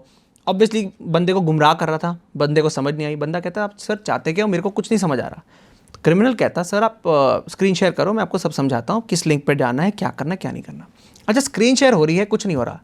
उस समय पर जो हमारा क्रिमिनल है उसको हमारे जो बंदे हैं उनका नंबर पता था, OTP भेजा। अब स्क्रीन शेयर हो रखी है तो OTP की वो नोटिफिकेशन आती है, जब तक स्क्रीन शेयर हो रखी है। OTP आया, उस समय पर उसने OTP नोट कर लिया कि स्क्रीन शेयर है, लेके। कितने अलग अलग तरीके हैं। अच्छा एक ऐसा ही तरीका मैं आपको एग्जांपल देता हूँ, जहाँ लोग कहते हैं कि OTP की ज़रूरत नहीं होती है, वो किसी तरीके से कॉल फॉरवर्ड करा दिया गया है फ़ोन में, ठीक है। और अब वो आप कहीं पे गए हो, कोई बंदा आता है आपके पास, बोलता है कि मेरा फ़ोन स्विच ऑफ हो गया है, मुझे कॉल करनी है अर्जेंट, आप मुझे थोड़ी देर के लिए कॉल करा दो। आपने दे दिया फ़ोन, और फ़ोन पे उसने कुछ डायल किया नंबर्स, और वो कुछ चीज़ें हो गई फ़ोन में ऐसा। और कहीं अगर ऐसी कॉल फॉरवर्ड का ऑप्शन का ये बात बताई जा रही थी कि जैसे मान लो कि आप फ्लाइट में हो या कहीं ऐसी अननोन जगह पे जहाँ पे कनेक्शन नहीं मिलते हैं, या फ़ोन एक तरह से ऑफ हो जाता है, बंद रहता है कुछ देर के लिए, तो उस सिचुएशन में कॉल फॉरवर्ड हो जाता है। और वो जहाँ उसने कॉल फॉरवर्ड करवाया है वहाँ पे सारी चीज़ें जा रही हैं, आपके OTP भी जा रहे हैं वॉइस उसके ज़रिए। तो ये भी एक चीज़ें सामने, इनोवेटिव चीज़ें हैं। मतलब सुन के अजीब लगता है यार, कितना दिमाग चला रहे हैं ये लोग, कितना दिमाग चला रहे हैं। और उसमें एक आम इंसान तो बहुत ही अदना सा हो और इसके जाएगा। पीछे एक बहुत बेसिक लॉजिक है। लोग कहते हैं क्रिमिनल हमेशा 2 कदम क्यों आगे रहते हैं। मैं मानता हूँ क्रिमिनल 10 कदम आगे हैं। ये सोचने में ही भलाई है, समझदारी है। क्यों? इसके पीछे नंबर है। आपके पास 24 घंटे हैं। आप अपना एग्जाम्पल ले लीजिए, 24 घंटे में आप बटे हुए हैं, थोड़ा पर्सनल टाइम, थोड़ा प्रोफेशनल आप काम कर रहे हैं, 10 प्रकार के काम करते हैं पूरे दिन में। साइबर क्रिमिनल 2400 घंटे एक लक्ष्य पे अटके हुए हैं कि यार कैसे कुछ नया तोड़ निकाला जाए। तो जो बंदा 24 घंटे लगा हुआ है और आप 2-3 घंटे 8 घंटे की अपनी ड्यूटी करते हैं, अगर आप देखते रहिए जैसे टाइम बीतेगा, बंदे के पास ज़्यादा टाइम है, उनके पास ज़्यादा टाइम है, क्योंकि वो एक ही प्रॉब्लम पे अपना फोकस जमाए बैठे हैं। अनफॉर्चुनेटली आप वो नहीं कर सकते, आपके पास अपनी घर गृहस्थी है, कुछ ना कुछ है। बट ये मानना कि हाँ क्रिमिनल मुझसे 10 कदम आगे हो सकता है, अगर आप ये मानते हैं ना, तो कहीं ना कहीं आप वो ओवर कॉन्फिडेंस नहीं आएगा आपको कि मुझे सब पता है, और आप भी उसी डरे रहेंगे, वही तैयारी तैयारी करेंगे, ज़्यादा तैयारी करेंगे, ज़्यादा सतर्क रहेंगे, तो चांसेस बड़े बच जाते हैं आपके। अच्छा, अब हम थोड़ा सोल्यूशन पे भी साथ साथ बात करते चलेंगे, प्रॉब्लम्स और एग्जांपल्स के साथ साथ, कि किस तरह की प्रॉब्लम आ रही है और कैसे बचना चाहिए बीच बीच में, ताकि लोग उससे बचने के रास्तों को भी तलाश सकें और अवेयर रहें। QR कोड को लेकर बहुत ज़्यादा मैं देखता हूँ कि धांधली होती है, वहाँ पे किस तरह से बचने की ज़रूरत है, क्या सावधानी बरतने की ज़रूरत है? QR कोड, अब ये पीछे हमने कितने सारे केस देखे जहाँ पर किसी को 100 रुपये आ गए, तो बंदा क्या कहता है, अरे जी गलती से 100 रुपये आ गए, आप मुझे वापस ट्रांसफ़र कर दीजिए। वो वापस ट्रांसफ़र करते हैं तो फिर पता लगता है जी हमारा डेटा निकल गया, कुछ हो गया, क्या है। देखिए QR, मैं अगेन प्रिंसिपल पे आना चाहूँगा, जो सिद्धांत है, जहाँ सहूलियत है यानी UPI सहूलियत है, वहाँ क्राइम चांसेस ज़्यादा है।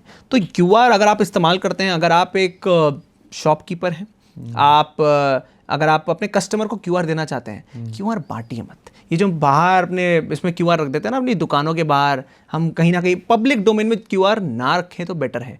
झूठे QR बनाना भी आज के डेट में पॉसिबल है। बंदे का ऊपर नाम लिख दिया ना, लोग देखिए QR तो पैटर्न है ना एक, वो सच्चा झूठा क्या है, लोग नाम देखते हैं कि अच्छा मिस्टर XYZ, क्या यही इनको भेज रहा हूँ मैं। अगर QR के ऊपर उनका नाम आ रहा है तो आपको संतुष्टि हो जाती है, हाँ मैं इनको पेमेंट भेज रहा हूँ।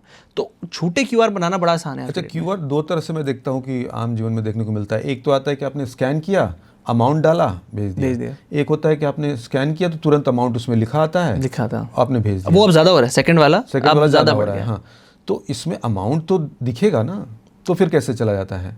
अमाउंट दिखेगा, बट किसके पास जा रहा है, बात अमाउंट की नहीं है, बात है किसके पास जा रहा है। फॉर एग्जाम्पल, आपने राहुल करके कोई बंदे को आपने पेमेंट करनी है, ठीक है। अच्छा। और राहुल के एक और नंबर से आता है कि जी मैं राहुल ही हूँ, आपको है मेरे को पेमेंट कर दो। अरे भैया वो राहुल कौन, सच वाला राहुल है, झूठे जगह पे चला गया, आपको ये नहीं पता ना। तो QR, अब इसका सोल्यूशन क्या है, तो प्रॉब्लम हो गई। सोल्यूशन इतना है बहुत सरल सा, आप रीचेक कर लीजिए। किसी को भी पेमेंट भेज रहे हैं QR के जरिए, UPI के जरिए, एक बार फ़ोन कर लीजिए, रीचेक कर लीजिए। आसमान नहीं टूटेगा अगर आप 10 मिनट और रुक जाएंगे। हमें जल्दी होती है, जल्दी में एकदम करते हैं। पीछे हमारे क्लाइंट के साथ ही केस हो रखा है, उनका एक वेंडर जिनको वो हर 2 महीने में एक बार पेमेंट करते हैं। अब जिसको आप 2 महीने में पेमेंट करते हो आपकी लिस्ट में ना बहुत मतलब आराम से दिख जाता है कि आप खटाखट कर देते हो। सेम नाम से, नंबर अलग था, सेम नाम से किसी और ने अब क्या किया उन्होंने भी मेरे को पूरी कहानी नहीं बताई, बट उन्होंने पेमेंट कर दी। बाद में पता लगा इनके वेंडर को नहीं, किसी और को पहुंची हुई कहानी। तो रीचेक नहीं किया आप, सिंपल सरल सोल्यूशन है रीचेक। लोगों को जब मुझसे मिलते हैं कहते हैं आप हैक बता दो, मैं कहता हूँ आप सबसे मज़ेदार बात यह है आपके जो सोल्यूशन है ना साइबर स्पेस में बहुत बेसिक है। बेसिक, इतने बेसिक कि हर इंसान कर सकता है, बट हमें वो हमारी मानसिकता है क्या है, हमें लगता है कुछ बढ़िया सोल्यूशन नहीं बताया, कोई हैक नहीं बताया। जैसे मैंने बात की रीचेक करने में क्या जा रहा है, आप 2 मिनट कॉल कर लीजिए भाई, तुम्हारे पास ही है ना, तुम्हारा ही नंबर है ना, जितना रीचेक करेंगे उतना बेटर रहेगा। बिल्कुल, आपने जो हैक की बात की, टेक्नोलॉजी की बात की, तो मोबी आर्मर करके मैंने भी एक कहीं पढ़ा या इसको रिसर्च के जरिए देखा कि कोई बता रहा था कि मोबी आर्मर भी एक ऐसा ऐप है जो आपको हेल्प करेगा। लेकिन बड़ी बात यह है जो आप कह रहे हैं कि ये तो टेक्नोलॉजी जिस तरह से बढ़ रही है तो उसको भी ब्रीच करने के लिए कोई ना कोई रास्ता आ ही जाएगा। एक सरल सी बात है, आपने कोई ऐप का नाम लिया, ऐसा पहले भी हो चुका है, अलग अलग ऐप आए हैं। मैं कहता नहीं ऐप गलत हैं, बिल्कुल अच्छे इनिशिएटिव हैं, बट अगर एक ऐप पब्लिक डोमेन में जा रहा है कि ये ऐप आपको सुरक्षित रखेगा, क्या आपको लगता नहीं साइबर क्रिमिनल को भी समझ आ रही है, उसी को ही तोड़ने में निकालेंगे कि सब लोग तो हाँ, सब लोग अगर इस जगह आ रहे हैं, इस पे भरोसा कर रहे हैं, अगर मैं एक बार इसको तोड़ दूं तो क्या ही बात है फिर। तो इसलिए मैं हमेशा बोलता हूँ टेक्नोलॉजी पे आप भरोसा नहीं कर सकते, आपकी सेफ्टी आपके हाथ में, चाहे वो अवेयरनेस हो, चाहे वो आप रीचेक कर रहे हैं, कुछ कर रहे हैं। टेक्नोलॉजी या कोई आप सोचे कोई ऐप बचा लेगा, कोई मेरे को वीपीएन नेटवर्क बचा लेगा, कभी नहीं होगा ये। अच्छा, ये तो हम तमाम तरह की सावधानियां बरत रहे हैं। ये एक मुझे लग रहा है बहुत इंपॉर्टेंट चीज़ है कि अगर किसी के साथ जैसे भी, चाहे उसकी गलती की वजह से या अनजाने में, या कोई सामने वाला बहुत स्मार्ट है, ये घटना हो जा रही है, इमीडिएट उसको क्या करना चाहिए, फटाफट में क्या करना चाहिए? कुछ स्टेप्स। नंबर 1, 1930 पे कॉल करिए, cybercrime.gov.in पे कंप्लेंट फाइल करिए। फिर अब एक अच्छे लॉयर के पास आप जाएं और बताएं कि केस हुआ क्या है, जो लॉयर इस सब में देखता है। अब मैं क्यों बोल रहा हूँ, आरबीआई की कुछ टाइम पहले गाइडलाइंस आई थी कि आप 72 आवर्स के अंदर अंदर अगर बैंक को ढंग से इन्फॉर्म करते हैं कि कहानी हुई है, लिखत में इन्फॉर्म करते हैं, बैंक की लीगल रिस्पॉन्सिबिलिटी बनती है आपको आपके पैसे वापस करना। लेकिन अब इसमें कैच है, बहुत लोग मेरी सिर्फ इस बात को सुन के बोलते हैं सर ऐसा नहीं होता, बैंक मना करता है। कुछ पहलू हैं इसमें।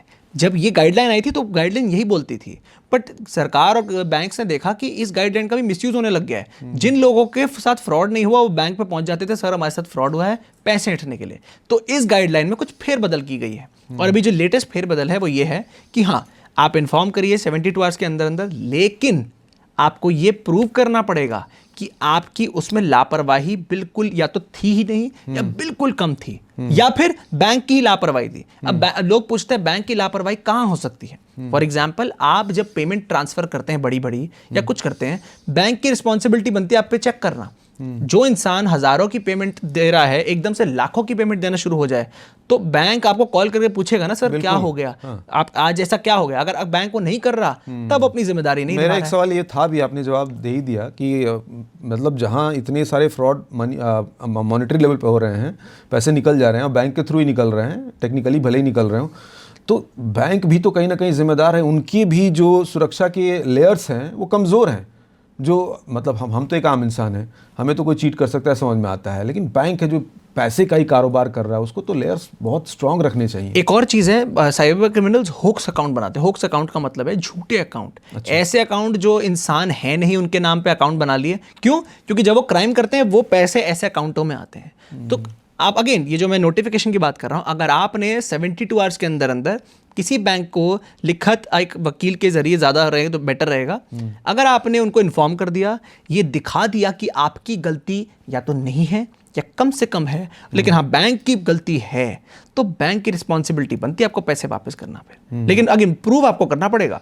आप ये नहीं बोल सकते सारी मेरी गलती और जी बैंक को क्या करना पड़ेगा। बहुत कुछ केसेस हमने देखे हैं, बंदे ने सतर्कता बनाई फिर भी क्राइम हो गया, तब तो आप जाके फिर भी कुछ बोलने लायक तो बच सकते हैं कि जी मेरे साथ हुआ नहीं। और मैं बोलता हूं कि चलिए आपके सारे पैसे रिकवर नहीं हुए, कुछ पैसे तो रिकवर हुए, तो जीरो से तो वो कुछ तो बेटर ही है। पवन दुग्गल जो साइबर एक्सपर्ट हैं वो कहते हैं कि 30 लाख जो है साइबर एक्सपर्ट की हमारे देश में कमी है। आप लॉयर लेने की बात कर रहे हैं कि अगर कोई इस तरह घटना होता है तो लॉयर से आप जुड़िए। तो किस तरह के ये लॉयर होते हैं? जैसे आप तो चलो आप एआई भी एक्सपर्ट हो, इससे साइबर वर्ल्ड को भी जान रहे हो और वकील भी हैं आप, तो आप तो मदद कर पाओगे। बट इस तरह के लॉयर हैं हमारे पास जहाँ लोग मदद के लिए जा सकें, और उनका मदद कितना प्रभावी होता है? अनफॉर्चुनेटली नंबर कम है, जैसा कि आपने कहा। डॉक्टर दुगल उन्होंने सही एक चीज़ बोली है कि बैंडविड्थ इशू है। बैंडविड्थ का क्या मतलब है? जनता जो, यानी जनता मतलब ऐसे लॉयर्स जो आपकी इस समय मदद कर सके, उनकी संख्या कम है, पहला। दूसरा, अच्छी बात एक हुई है कि अभी लास्ट कुछ ईयर में बहुत जो आने वाली हमारी पीढ़ी है वो साइबर में रुचि लेना शुरू कर चुकी है, मतलब इस स्पेस में जा रहे हैं। वो अच्छी बात है कि हमारे अपकमिंग जो लॉयर्स हैं वो इसमें आ रहे हैं। लेकिन आज की स्टेज में हाँ, ये मैं ज़रूर बोलूँगा कि ऐसे लॉयर्स का मिलना मुश्किल है, पहला। लेकिन दूसरा, मुझे लगता है जितना मैंने अपने एक्सपीरियंस से देखा है, हमारे पास कितनी बार होता है बंदा हमारे पास तब आता है जब ट्रेन निकल चुकी होती है। 15 दिन 20 दिन बाद आएगा कि सर ऐसे ऐसे क्राइम हो गया। साइबर क्राइम केसेस में अगर आपको अपने पैसे रिकवर करने हैं, टाइम सबसे महत्वपूर्ण है, सबसे महत्वपूर्ण टाइम है। और आप, हमें हमेशा हर किसी को बोलता हूँ, जब भी आपके साथ साइबर क्राइम केस हो, आप इस पे फोकस ना करिए कि मैं क्रिमिनल को कैसे पकड़ लूँ। आप मान के चलिए उसको नहीं पकड़ना, वो किसी और देश में बैठा है या किसी और स्टेट में भी बैठा है, कैसे पकड़ोगे आप उसको? आपका फोकस होना चाहिए, मेरे पैसे गए हैं, मैं अपने पैसे कैसे रिकवर कर सकता हूँ। चाहे वो मैं बैंक के थ्रू करा रहा हूँ या कैसे भी करा रहा हूँ, लेकिन फोकस वहाँ होना चाहिए। अच्छा, इसका नेक्सस बहुत स्ट्रांग है ना? बहुत मतलब ये भी बात आ रही है कि मतलब इंटरनेशनल लेवल पे भी इसको सपोर्ट है या कुछ है ऐसे, इस तरह के उनकी ट्रेनिंग बड़ी बड़ी जगहों पे जाके होती है, बहुत पैसे लगाए जाते हैं। तो मतलब इनको तोड़ना मुझे लग रहा है कि बहुत मुश्किल। ये कॉर्पोरेट की तरह काम करते हैं कि प्रॉपर बाकायदा ट्रेनिंग होती है। और आपको क्या लगता है, ये जो जैसे एआई वगैरह आया है, ये इन्होंने रातों रात थोड़ी सीख लिया। इतनी हफ्तों तक ट्रेनिंग मिली है जी, वॉइस क्लोनिंग कैसे करनी है, डीप फेक कैसे इस्तेमाल करना है। और मैं हैरान नहीं होऊंगा, अभी जो हम तो बात कर रहे हैं, अभी जब तक हम सब लोग बैठे हैं, हम डिजिटल अरेस्ट की बातें कर रहे हैं, वो कोई नए क्राइम की प्लानिंग कर रहे हैं और उसकी ट्रेनिंग भी मिल रही होगी। ह्यूमन साइकोलॉजी भी बहुत अच्छे से समझते हैं वो, जिस तरह से वो बातें करते हैं, ट्रैप देते हैं, तैयारी पक्की है, तैयारी कर। और उसमें सबसे बड़ी भूमिका मैं फिर कहूँगा कि वो काम करता है इन्फॉर्मेशन जो आपने कहीं ना कहीं छोड़ी है, और आप एक तरह से नज़रअंदाज करके, क्योंकि वो आधार बनता है जब आपके बारे में बताया जाता है ना, एक के बाद एक। भरोसा, आपका भरोसा आता है कि अरे ये तो मतलब सही बात बोल रहा है, भरोसा। सारी बातें क्रिमिनल को आपका भरोसा जीतना है। वो भरोसा डर से जीते, वो भरोसा लालच से जीते, वो भरोसा कैसे भी जीते। भरोसा एक बार आपने कर दिया तो ऑटोमेटिकली उसको पता है मेरे पैसे आने का चांस बढ़ जाएगा। छोटी बड़ी तमाम तरह की इस तरह की चीज़ें हो रही हैं नेट के थ्रू और टेक्नोलॉजी के थ्रू। मैं एक चीज़ और देखता हूँ, ये बार बार बहुत कॉल आती है अब, लेकिन मैं तो समझ जाता हूँ कि इसमें घुसना ही नहीं है क्या है।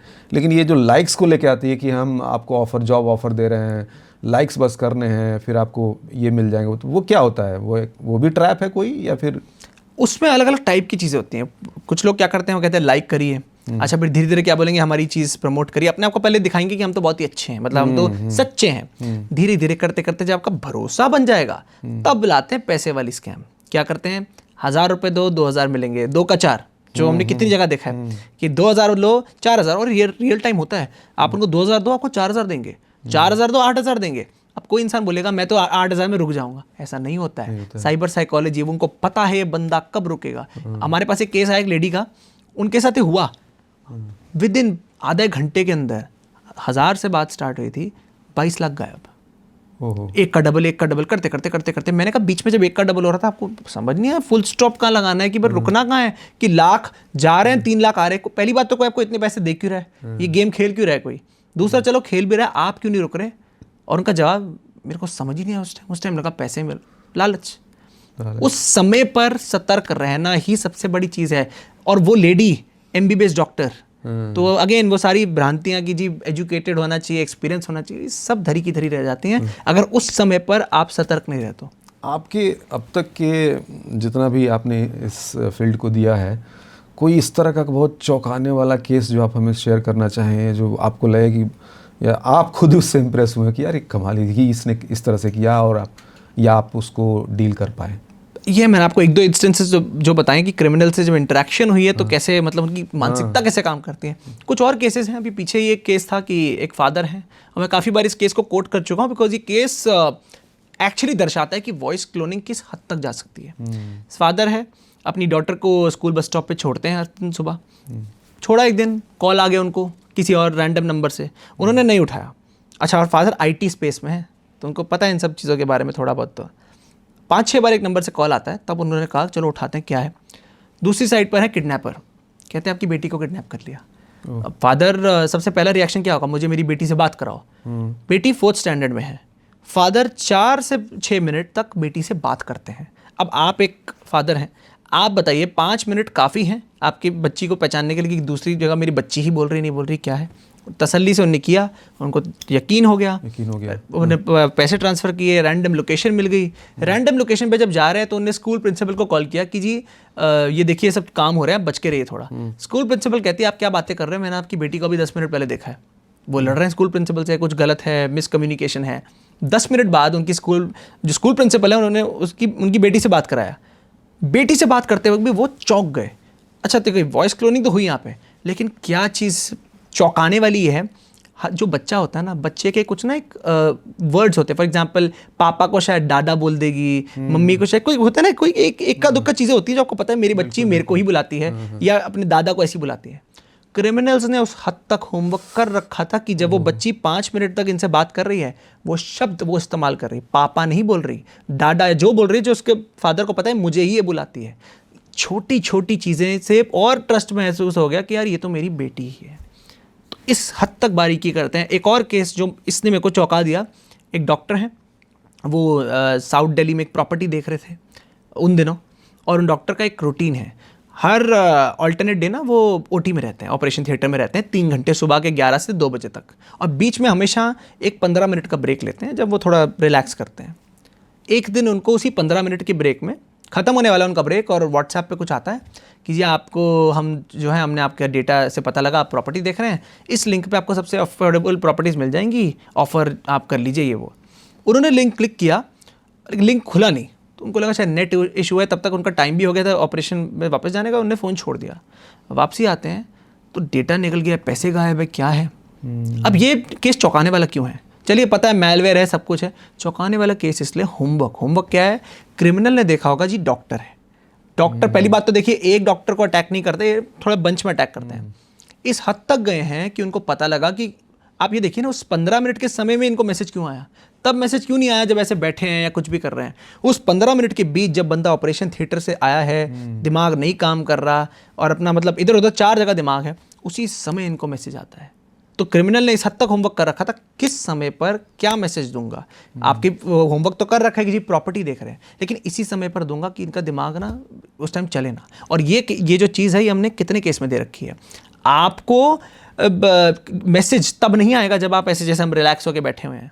आप खुद अपना फ़ोन देख लीजिए, आपको कोई स्पैम कॉल हार्डली 1-2 मिलेंगी, लेकिन जो क्राइम होगा वो उस समय होगा जब आपका दिमाग 4 जगह बटा होगा। किसी के साथ भी आप कितने लोगों से पूछ लीजिए, यही होता है। तो ये मैं हैरान हो जाता हूँ कभी कभार देख के कि क्रिमिनल किस हद तक वो बारीकियों का ख्याल रखते हैं कि भैया इस समय पर इस तरीके से इसको ऐसे अटैक करेंगे। तो आप यूं ही नहीं कह रहे हैं कि आपसे 10 टाइम्स ज़्यादा वो मैं तो मानता हूँ, बिल्कुल मानता हूँ। आप भी हैरान हो रहे हैं इतना जानकारी के बावजूद भी। अच्छा, ये आपने बात की लिंक क्लिक करने वाली, इसको लेकर कहा जाता है कि कोई भी अनजान लिंक आप क्लिक ना करें। ये भी कहा जाता है कि जैसे अपने बैंक का ही आईडी आप वो है तो आप टाइप करें खुद से। थोड़ा इसको समझाएं आप।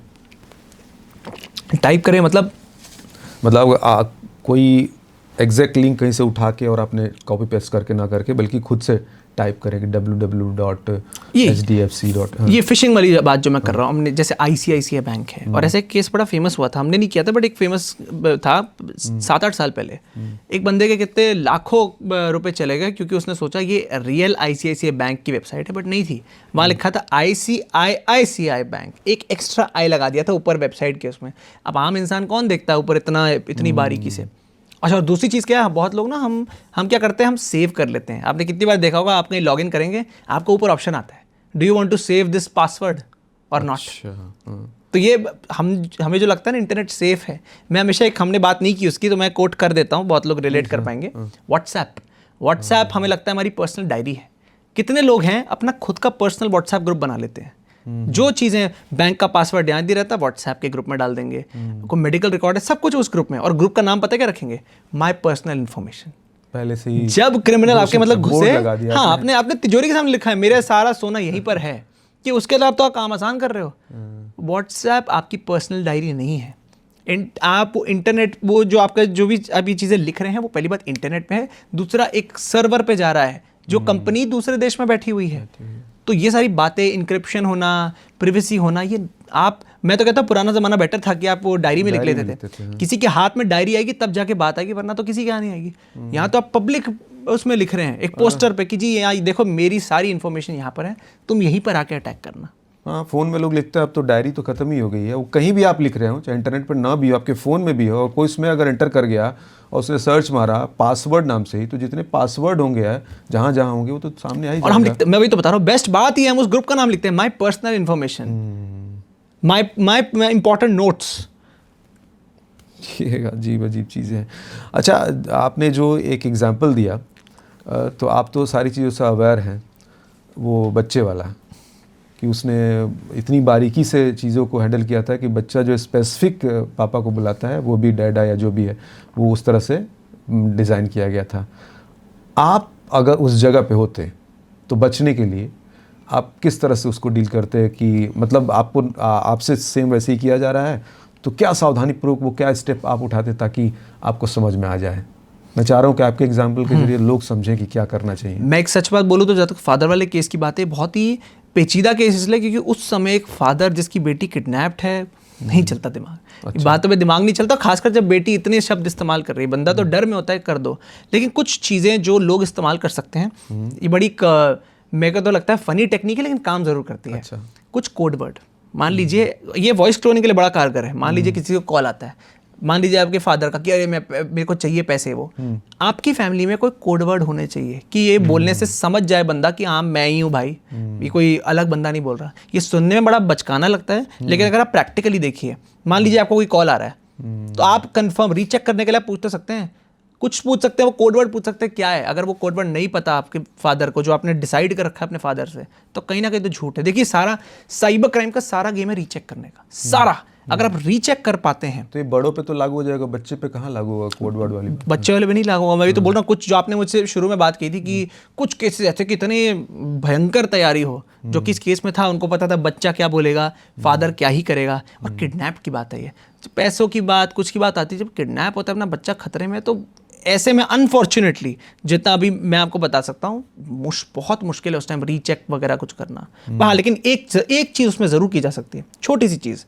अगर ऐसा कुछ हुआ है और देखिए कोई क्रिमिनल ने अगर आपका बच्चा किडनैप ही किया है, उसको पैसे चाहिए, तो अगर मैं फादर होता उस समय, जो कुछ चांस है, जब बात कर ली, समझ गया कि मेरी बेटी है, पेमेंट करते समय एक और बार कुछ किसी और को एक कॉल मिला के देख लेता, प्रिंसिपल को या किसी को, कि भाई ठीक है क्या बच्चा है, कहाँ एग्जैक्टली, वो तो हालांकि चांसेस कम है ऐसे केस में। बहुत ये मेरे लिए बोलना बहुत आसान है, लेकिन उस समय पे बंदे का दिमाग नहीं चल रहा होता, ये सच्चाई वाली बात है। बट कितने, अगर ये फादर वाले केस को छोड़ दीजिए, 99% केसेस में आपके पास बहुत समय होता है कंफर्म करने का।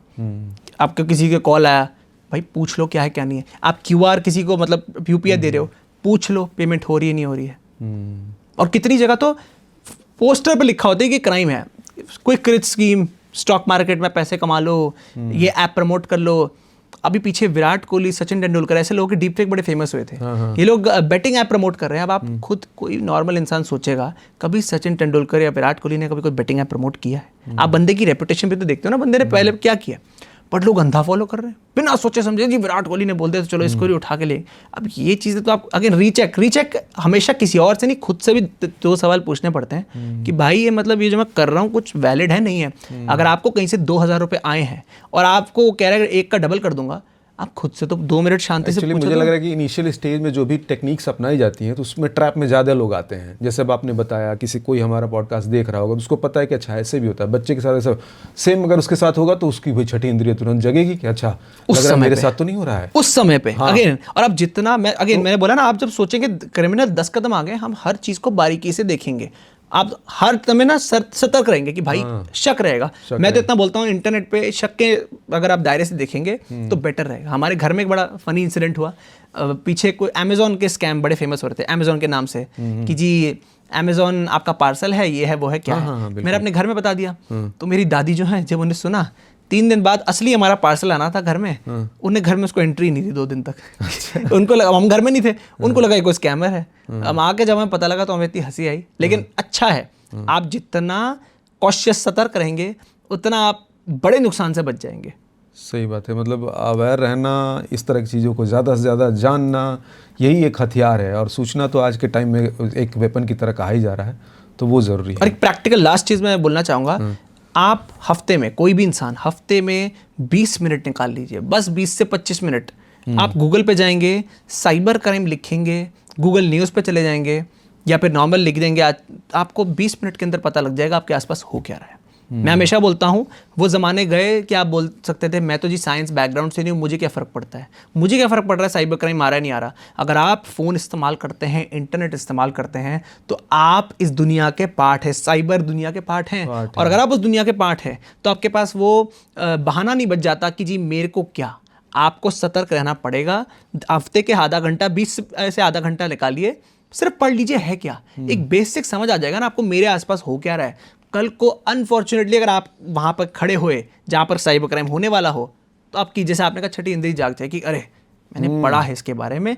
तो चांसेस, अगेन 100% तो मैं कभी नहीं बोलता, गारंटी नहीं होती, लेकिन हाँ चांसेस बहुत बढ़ जाएंगे कि आप उस समय यू टर्न ले सकते हैं। अच्छा, ऐसा भी है क्या कि मैं, खैर सवाल तो बहुत हैं और काफ़ी चीज़ें हमने कवर की, और एक चीज़ और मैं कहूँगा जो अभी आप कह रहे थे कि शायद हम अगर कुछ टाइम बाद फिर से बात करेंगे तो हमारे बात करने के लिए बहुत सारे टॉपिक होंगे, नई टेक्नोलॉजी, नई चीज़ें, नए तरीके क्राइम के आ चुके होंगे।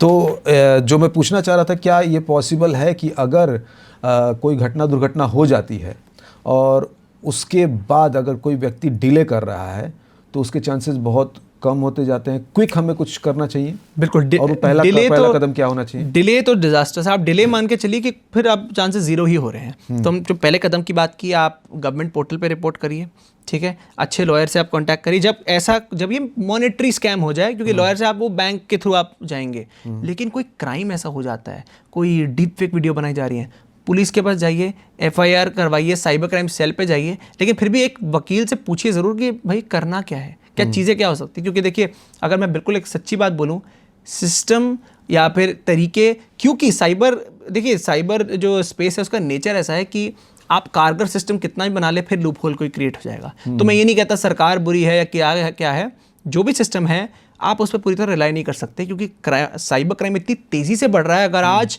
कोई मुझे कहता है मैं परफेक्ट सिस्टम बना दूं, 2 दिन बाद वो सिस्टम में कुछ फेलियर आ जाएगा, क्योंकि 2 दिन में साइबर क्रिमिनल कुछ तोड़ निकाल लेंगे। अच्छा, यहाँ से कुछ कर सकते हैं, वहाँ से कुछ कर सकते हैं। तो अपने हाथ में अपनी रिस्पॉन्सिबिलिटी है, जितना हो सके बच के रहें। बाय चांस अगर आपके साथ क्राइम हो जाता है इस सब के बाद भी, तो जल्दी एक्शन लीजिए। जितनी जल्दी एक्शन लेंगे, मैंने इसे कितने केस में देखा है, बंदों ने जल्दी एक्शन लिया है कि वकील के पास गए, गवर्नमेंट पे रिपोर्ट किया, पुलिस के पास गए, पीछे पड़े रहे, उम्मीद नहीं हारी है। बहुत लोग क्या करते हैं, एक दिन गए, अब घर में बैठ गए जी 4 दिन, ओहो मेरी कोई सुनता नहीं। आप पीछे पड़िए। अगर आपको इतना कन्विक्शन है कि जी मेरे साथ हुआ है, मैंने कुछ नहीं किया है, आप अगर पीछे पड़ेंगे, इतने केस में मैंने देख रखा है, एटलीस्ट 40 से 50% आपके पैसे आ जाते हैं, जो 0 से तो बहुत बेहतर है।